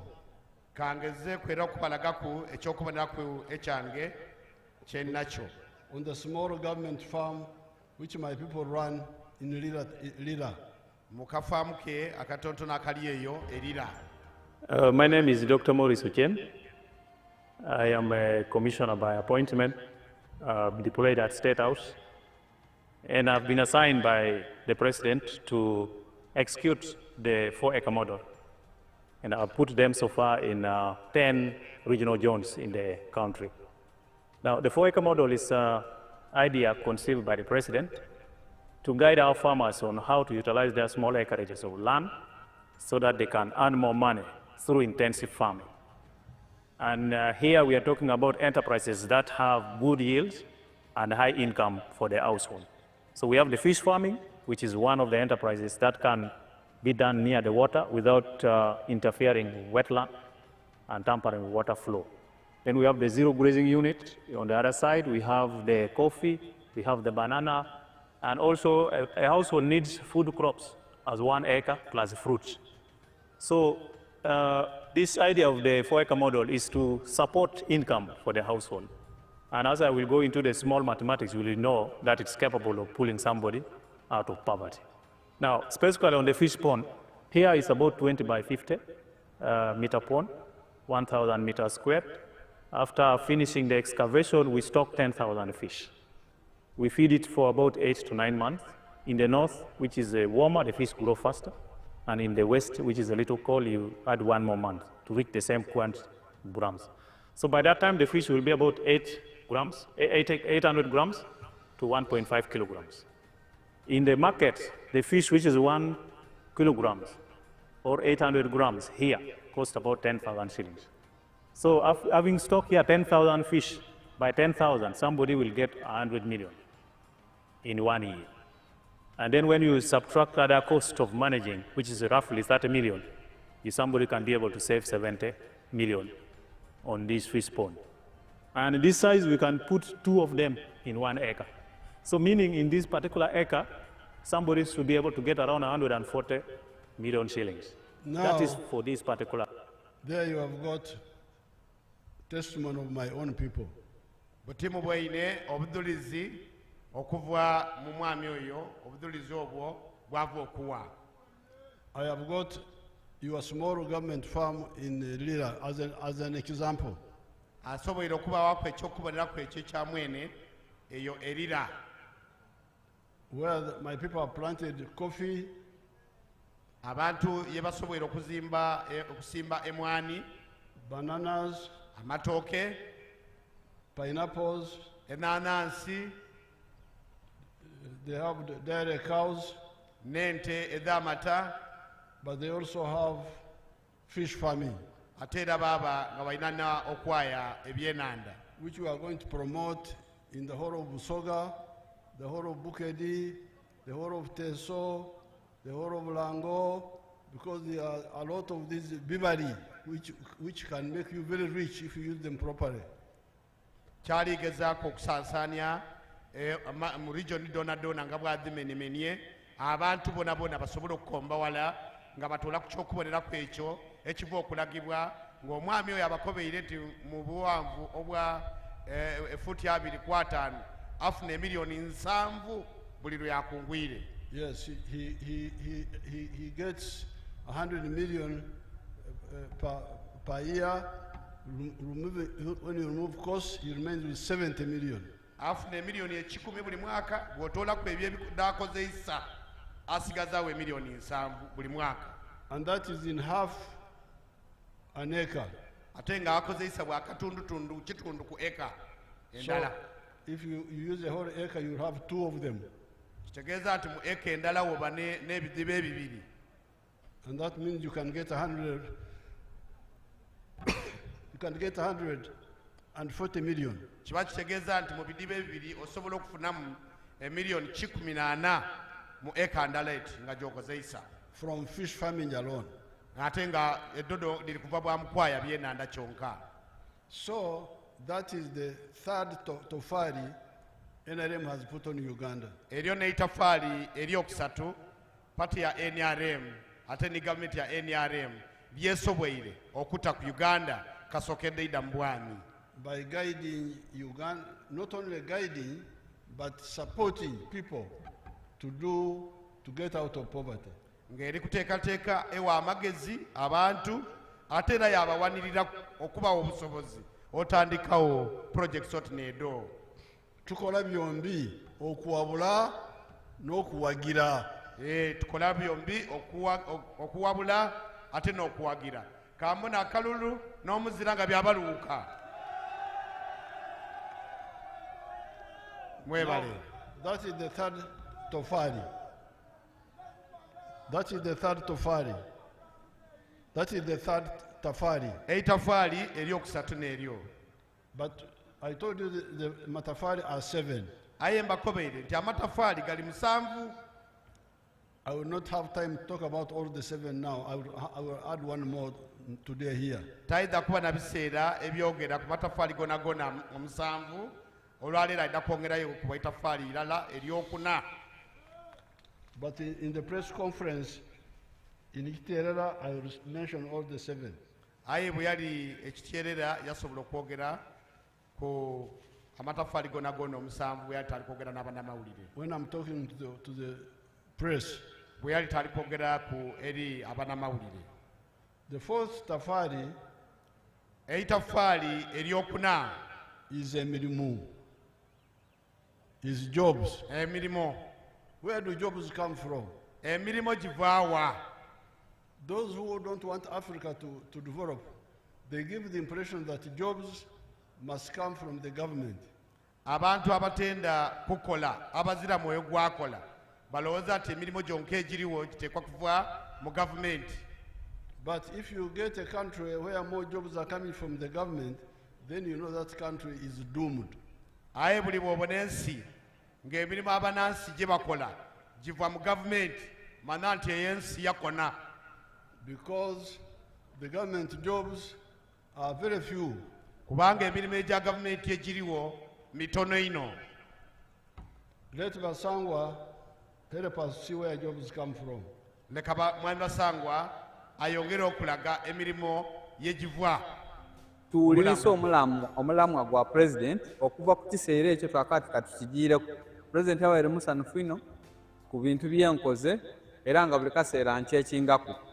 Wendogera kati tulina abakozi 300 betukozesa wano ku farm tuwezaawo 10. Freeze that one there. Now, Mpegani. That is Basangwa. That is Basangwa. Who was fighting with other young people over the chairmanship of Kamuli. Yali ngali kwekuba n'abandi ayenda kwesimbawo kubeera C5 obwe Kamuli. Fighting for one job. Ngali bali kulwanira akafo kalala kati. When he woke up, ye bwe yasituka n'ava mu ndolo. He became a rich man now. Butisaawe eno yakomba wala. But not only did he become a rich man, but he has created 300 jobs for other Ugandans. Era bw'amala okomba wala buti yatondawo n'emirimu egindi egiswika mu 300 ng'atondaire mu bantu bandi. So you can see there. Buti muli kubona ekyekiri awo mu kifaananyi atonzeewo emirimu abantu bali kugasibwa bino byali ali kuyayaanira mbu ayenda bwa chairman yakoba ati akandeke banange bakuliite nze nsobola okubaako ne bwengasa era wuyo ali kugasa.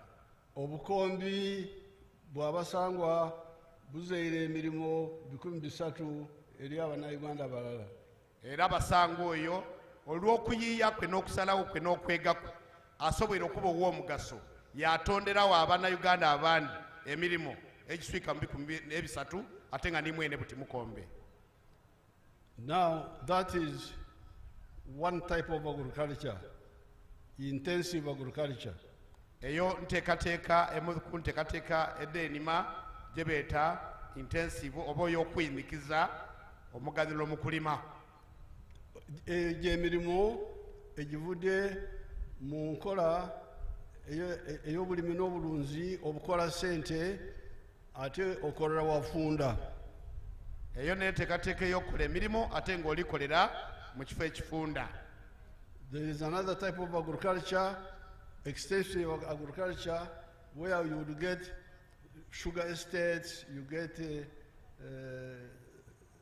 palm oil, ebinazi on a big scale. That's another type of agriculture which also creates jobs. Ensamba eyindi ey'ebyenima n'eyo ey'okulima ebikaado mu ekayika embitirivu oba okulima ebinaazi oba okulima emwanyi n'ebisimba ebindi ng'okozesa awantu awanene ino. But now, there's also other forms of wealth. Manufacturing, factories. Let's see some of the factories.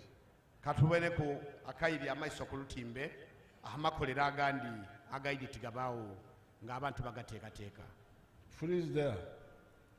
Now, that is a new town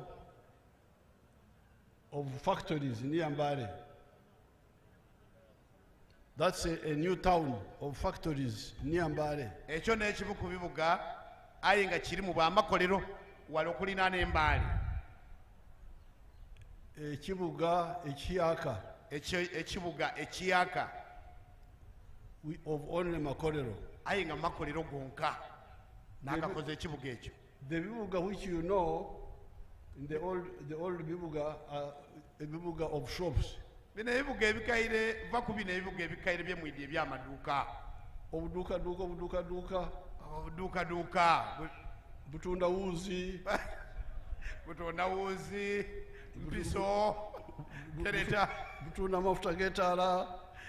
Butunda buntuntu oba butyo. Kati bw'oyingira mu kaduuka ako walimu omukozi omu yekka. Bw'ojja mu kaduuka awo oyagana omukozi bwa mulala mwene idduuka eryo. Akawala kali eri mu counter oyagala kisebo nkolere ki? Emirimu giweirewo. Emirimu giweireyo.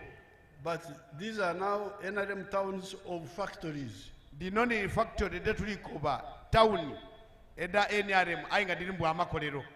Like this one of Mbale now already has got 75 factories. Butyenga ekino ekibuga kyetukwogera eky'Embale kirimu amakolero 75.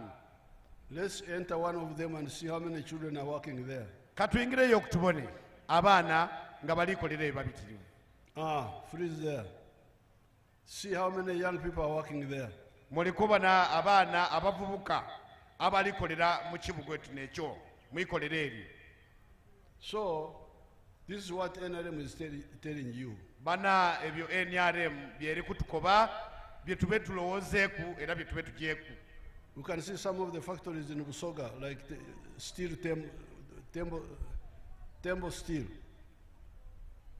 Katweyongere okubona ebindi ebiri mu ndeeyo makolero.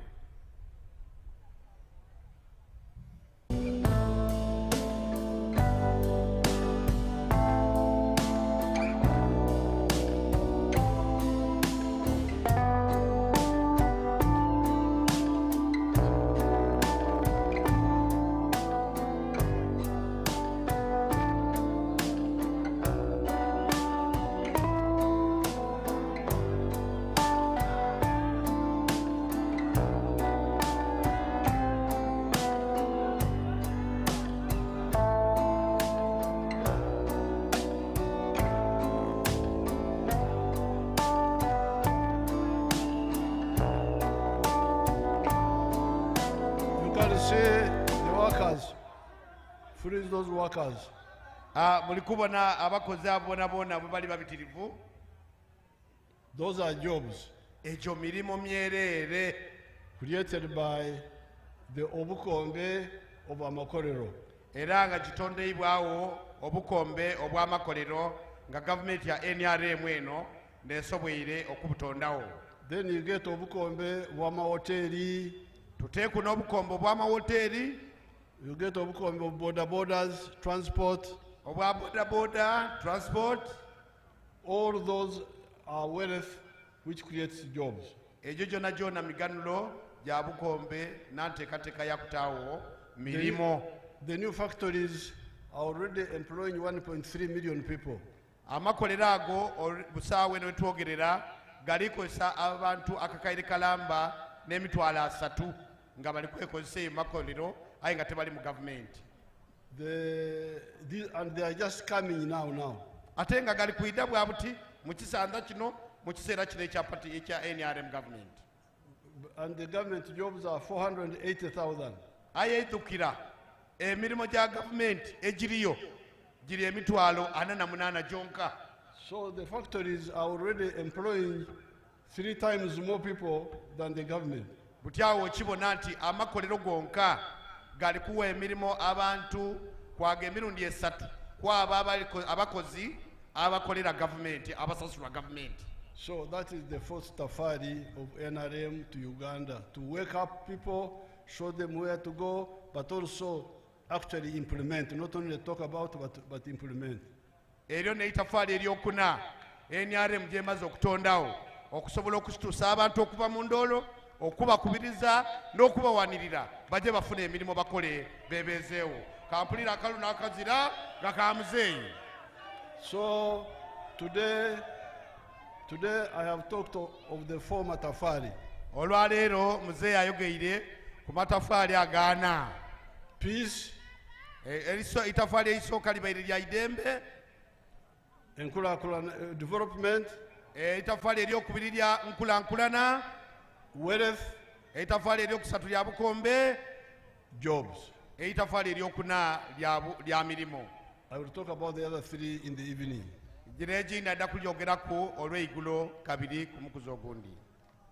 Now let me end with free education. Kankomenkereze n'okusoma okwa buli muntu nkani okw'obwereere ng'ate baba mwene nakuteeramu esente. Mama told you that this has been our long-held intention. Kino n'ekibaire ekigendererwa kyaife okumala ebbanga einene. And we started it in 1996. Era ekigendererwa kino kyatandikibwa mu 1996 nga mama bw'akobye. But people did not get it properly.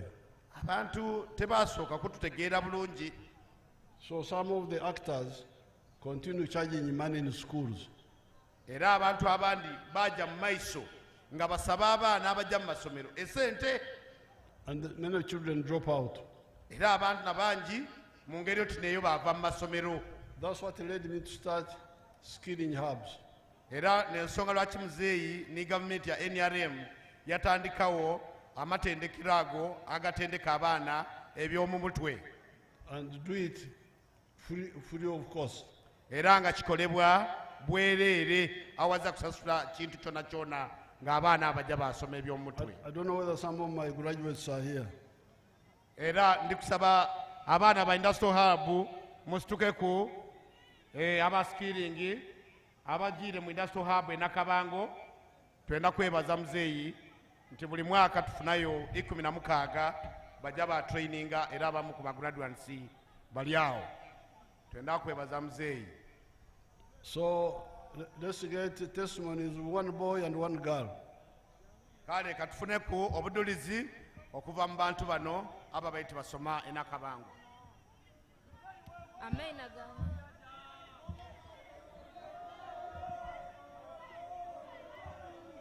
Amaina gange nize Nambi Catherine omuvubuka oweruwuka.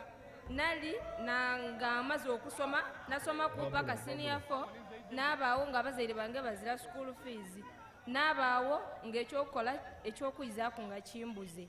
Abazaire bange olulala twali tuli ku radio twawuliriza programu eno ey'okujja okusomera obwereere ku habu. N'ataya application n'ajja ku habu n'asoma emyezi 6 n'alonda course ya bakery and confectionery. N'asoma we natuuka ebintu byali bya bwereere twasomera bwereere era twavaayo nga tuweze. We navaayo neira mu nsi ey'okunoonya emirimu n'ajja mu hoteri emu mu Jinja n'asaba omulimu bampa n'atandika okukola n'asavinga emyezi 2 n'atandika okukola amandaazi n'akola sumbusa n'atandika ng'ogatambuza mu bakasitoma n'afuna bakasitoma n'agayitanga mpolampola n'akola bekale yange era kati saawa dino nfulumya cakes nkola sumbusa nkola ebintu bingi. Ndina abaana benkozesa abaana 3 n'abandi bendegeresaayo 3. Muzeeyi tweyanziiza era tujja kuwa obululu tova kumenya.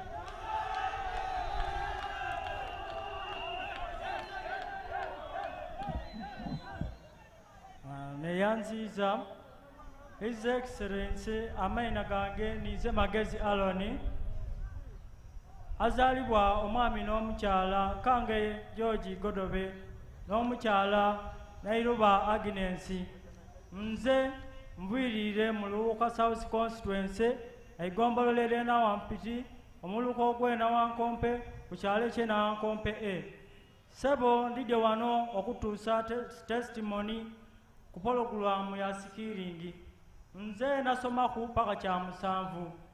Onatuuka eyo akasente muzeeyi yali mwavu, akasente kabula. Okaali kabuze n'atyama nga nzira kyakukola nga ndi awo n'okuwulira pologulamu ya sikiringi. Era n'eyita ku disitulikiti n'apulayinga n'atwalibwa ku Busoga Zono Presidential Industrial Hub. Era we nali eyo nasoma koosi ya welding. Twamalayo emyezi 6 nga ebyo emyezi ezira kye tusasula tulya security ya bwereere buli kintu kyona kyona nga kya bwereere. Twasobola okulira wano we neeyira waka neeyira nga nkaalifuna kapito n'abaaku ni wakashopu ey'omu gina joininga nga nkola mu opakasi okufuna kapito. We nafuna kapito bwe saawa dino ndina wakashopu yange natandika ofuna ni kontrakiti. Ndina abantu 2 benkozesa era mba employinga. Lwafula omwezi mbala nga nfiisa emitwalo 5. Gye emitwalo 5 ginsobozesaaku okwambako omukaire n'omuzeeyi ni baganda bange abandi. Era muzeeyi wange ali wano musanufu ino ako byayenda nakubonako. Era nditwala okusiima akawunti yaife wagitaireku obukaire 5. Baba weebale bananga baluuka muzeeyi mumwendere irala mumuwa akalulu tutakyukakyuka. Kale, okay, you wait, I will have a picture with you. You wait, I will have a picture with you.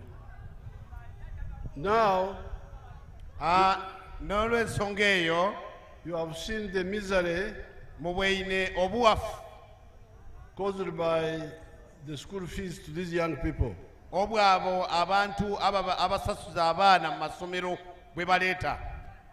they had become hopeless. But by just training them for 6 months, they have become very useful people.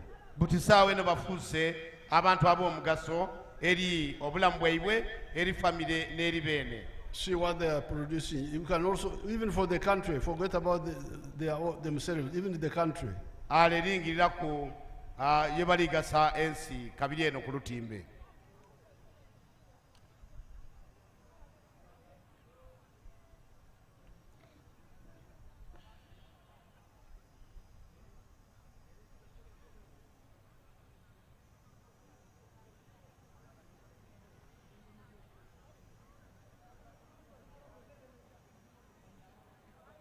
Some of the products they are producing, we are importing them from outside.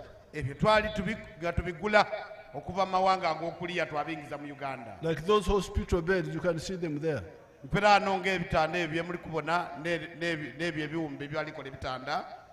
So, when we finish these elections, I would like all the NRM people really to discuss and agree on the issue of school fees.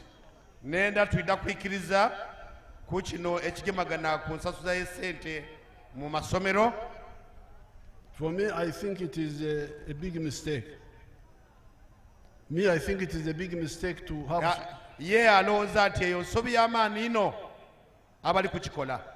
But I don't want to force my opinions on others. I want everybody to agree so that we move together. There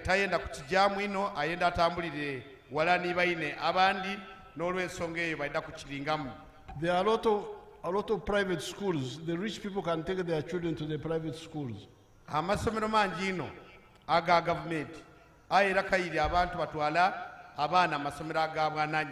No, they can take them, the rich ones can take their children. So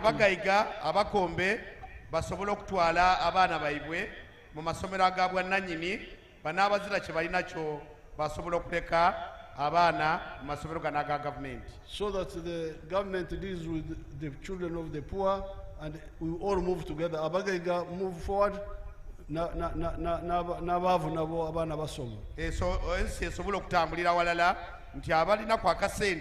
basomekeze mugabwa nanyini agaliyo okusasula ate gana abazira kye balina kyo basomekeza abaana baibwe masomero ga gavumenti tusobole okutambulira walala twena okusinziira ku nfuna naife d'endawulo. You hear children saying that, oh, my parents died. So if the parents died, did all the Ugandans die? Owulira nti ono abaana bakuba maama wange yafiire baba wange yafiire gundi yafa mperaano mukindi bulungi nti abantu abazaire bafa. No, if the parents died, omuzaire bwafa, did all the Ugandans die? Bannayuganda bonka bonna Abannayuganda bonna kiba kitegeeza baafa.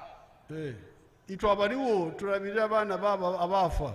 Nti ife abaliwo tulabirira abaana abo abaafa. Banna naalisabye akalulu ka muzeeyi olw'ekisa n'omutima omulungi.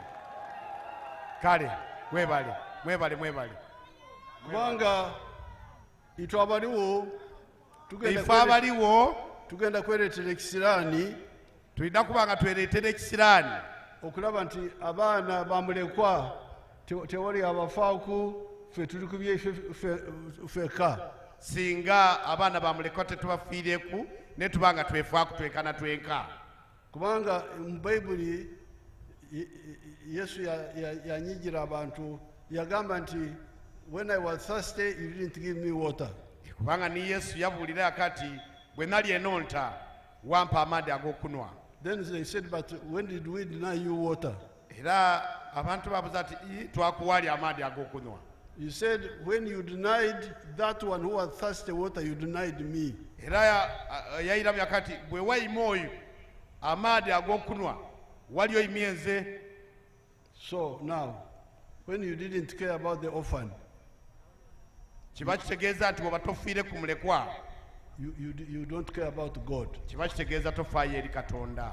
And God will not be happy with us. Era Katonda tasobola kuba musanfu n'ife nga tukoze ekintu oti n'ekyo. Ate nze saagala kugenda mu Geyeena. Ate muzeeyi tayenda kujja mu Geyeena.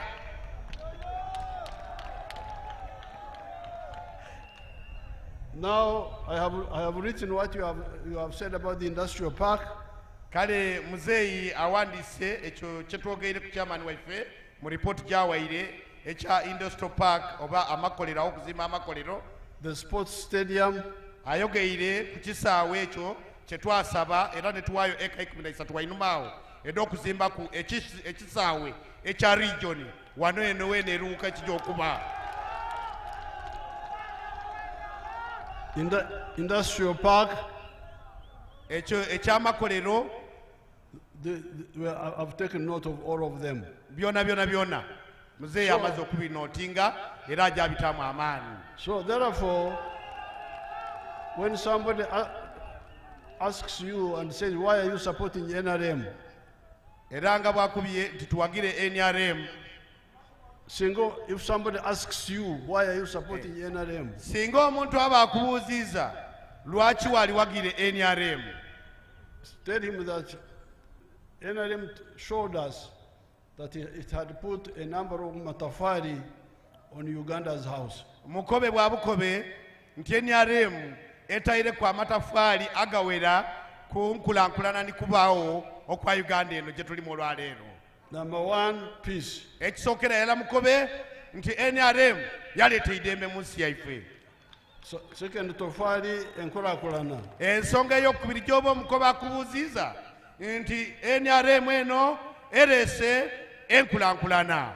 Tafaali eyokusatu obugaiga.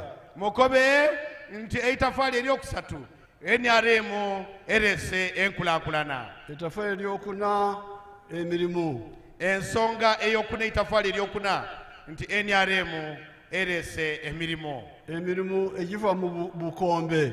Emirimu egiva mu bukombe oba mu bugaiga. Okwongera ku mirimu egya gavumenti. Okwongera ku egyo emirimu egya gavumenti. N'amatafaali amalala 3 gengenda kubakobera ekiro. N'amatafaali agandi 3 ajja bagobera obwire ng'agire ku radio egya n'abataaliko olwaleero luno. NRM oye! NRM oye! Omusaadha omukulu w'ekikofiira oye! Oye! Luuka oye! Oye! Busoga oye! Oye!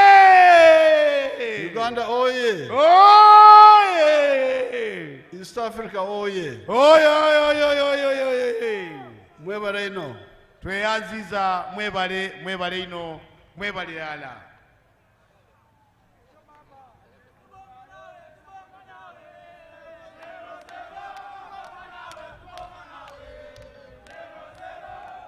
Museveni oye! Your Excellency and Mama, Your Excellency and Mama, thank you for the wonderful messages. Allow me introduce to you the NRM flag bearers from Luuka district. And the first one is the woman MP flag bearer, my sister Nabire Annette. Walk to the podium to receive your flag. NRM oye! Nabire Annette oye! Museveni oye! Thank you, thank you, thank you. Nabire Annette, our woman MP flag bearer for Luuka district. Thank you so much for supporting the NRM. Thank you, Your Excellency, for the wonderful message. Your Excellency, Your Excellency, allow me introduce to you Honorable Chisa Stephen, who is the MP for Luuka South. Thank you so much. Chisa Stephen oye! Museveni oye! NRM oye! Thank you, thank you. Your Excellency, allow me introduce to you the MP for Luuka North, Mr. Bagole John Ngovi, a very formidable flag bearer like the others. Thank you for supporting Ngovi. Thank you for supporting the NRM. Museveni oye! Ngovi oye! Your Excellency, lastly, allow me introduce the LC5. The LC5 flag bearer, Mr. Wakaze Simon, who has done a wonderful job translating for us your message here. He is our LC5 flag bearer. Mr. Simon Wakaze oye! NRM oye! Museveni oye! Can we have a photo opportunity with our flag bearers? And in that case, I would request the Honorable Minister of Presidency and Mama, former Vice President Kazibwe, to represent the party leaders, have a photo opportunity. Thank you, thank you. Can our brothers and sisters from the Skilling Hub move closer? The Skilling Hub move closer. Thank you, Your Excellency and Mama, for the wonderful messages to the people of Uganda, particularly the people of Busoga and Luuka district. Thank you, Luuka, for supporting NRM and for supporting our presidential candidate, His Excellency Yoweri Kaguta Museveni. He is a very formidable candidate for the NRM, and we must vote for him overwhelmingly. Thank you, Muzei. Thank you, Your Excellency. Support NRM flag bearers. Support the NRM. Can we have our people from the Skilling Hub, my young sisters and brothers, walk for a photo opportunity with His Excellency? NRM oye! Museveni oye! Muzei Ju! Muzei Ju, can we have the Skilling Hub? Can we have the Skilling Hub? Our flag bearers, move forward. Flag bearers, move forward. Flag bearers, move forward. Move to the podium. Flag bearers, move to the podium.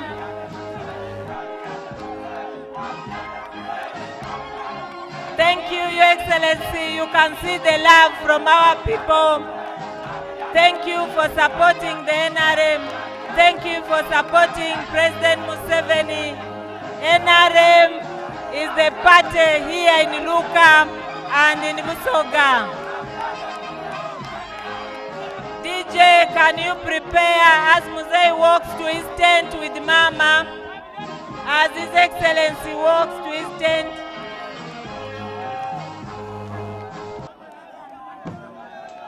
Your Excellency, lastly, we have converts. Can the converts walk to the podium? Can the converts quickly walk to the podium? Can we have the converts walk to the podium very fast? Very fast. Thank you for the support. Your Excellency, you can see the support is massive.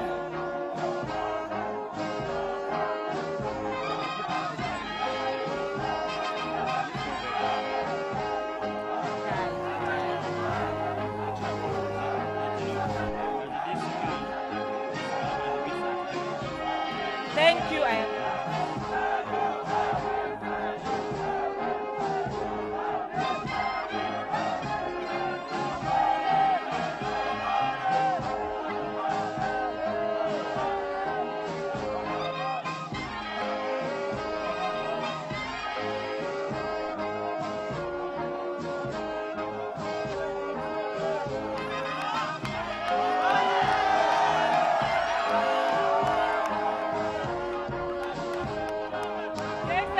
Finally, you have a gift from the family of late Bwana Yeko.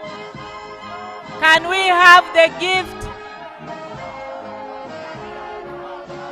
We have a gift from the family of Bwana Yeko.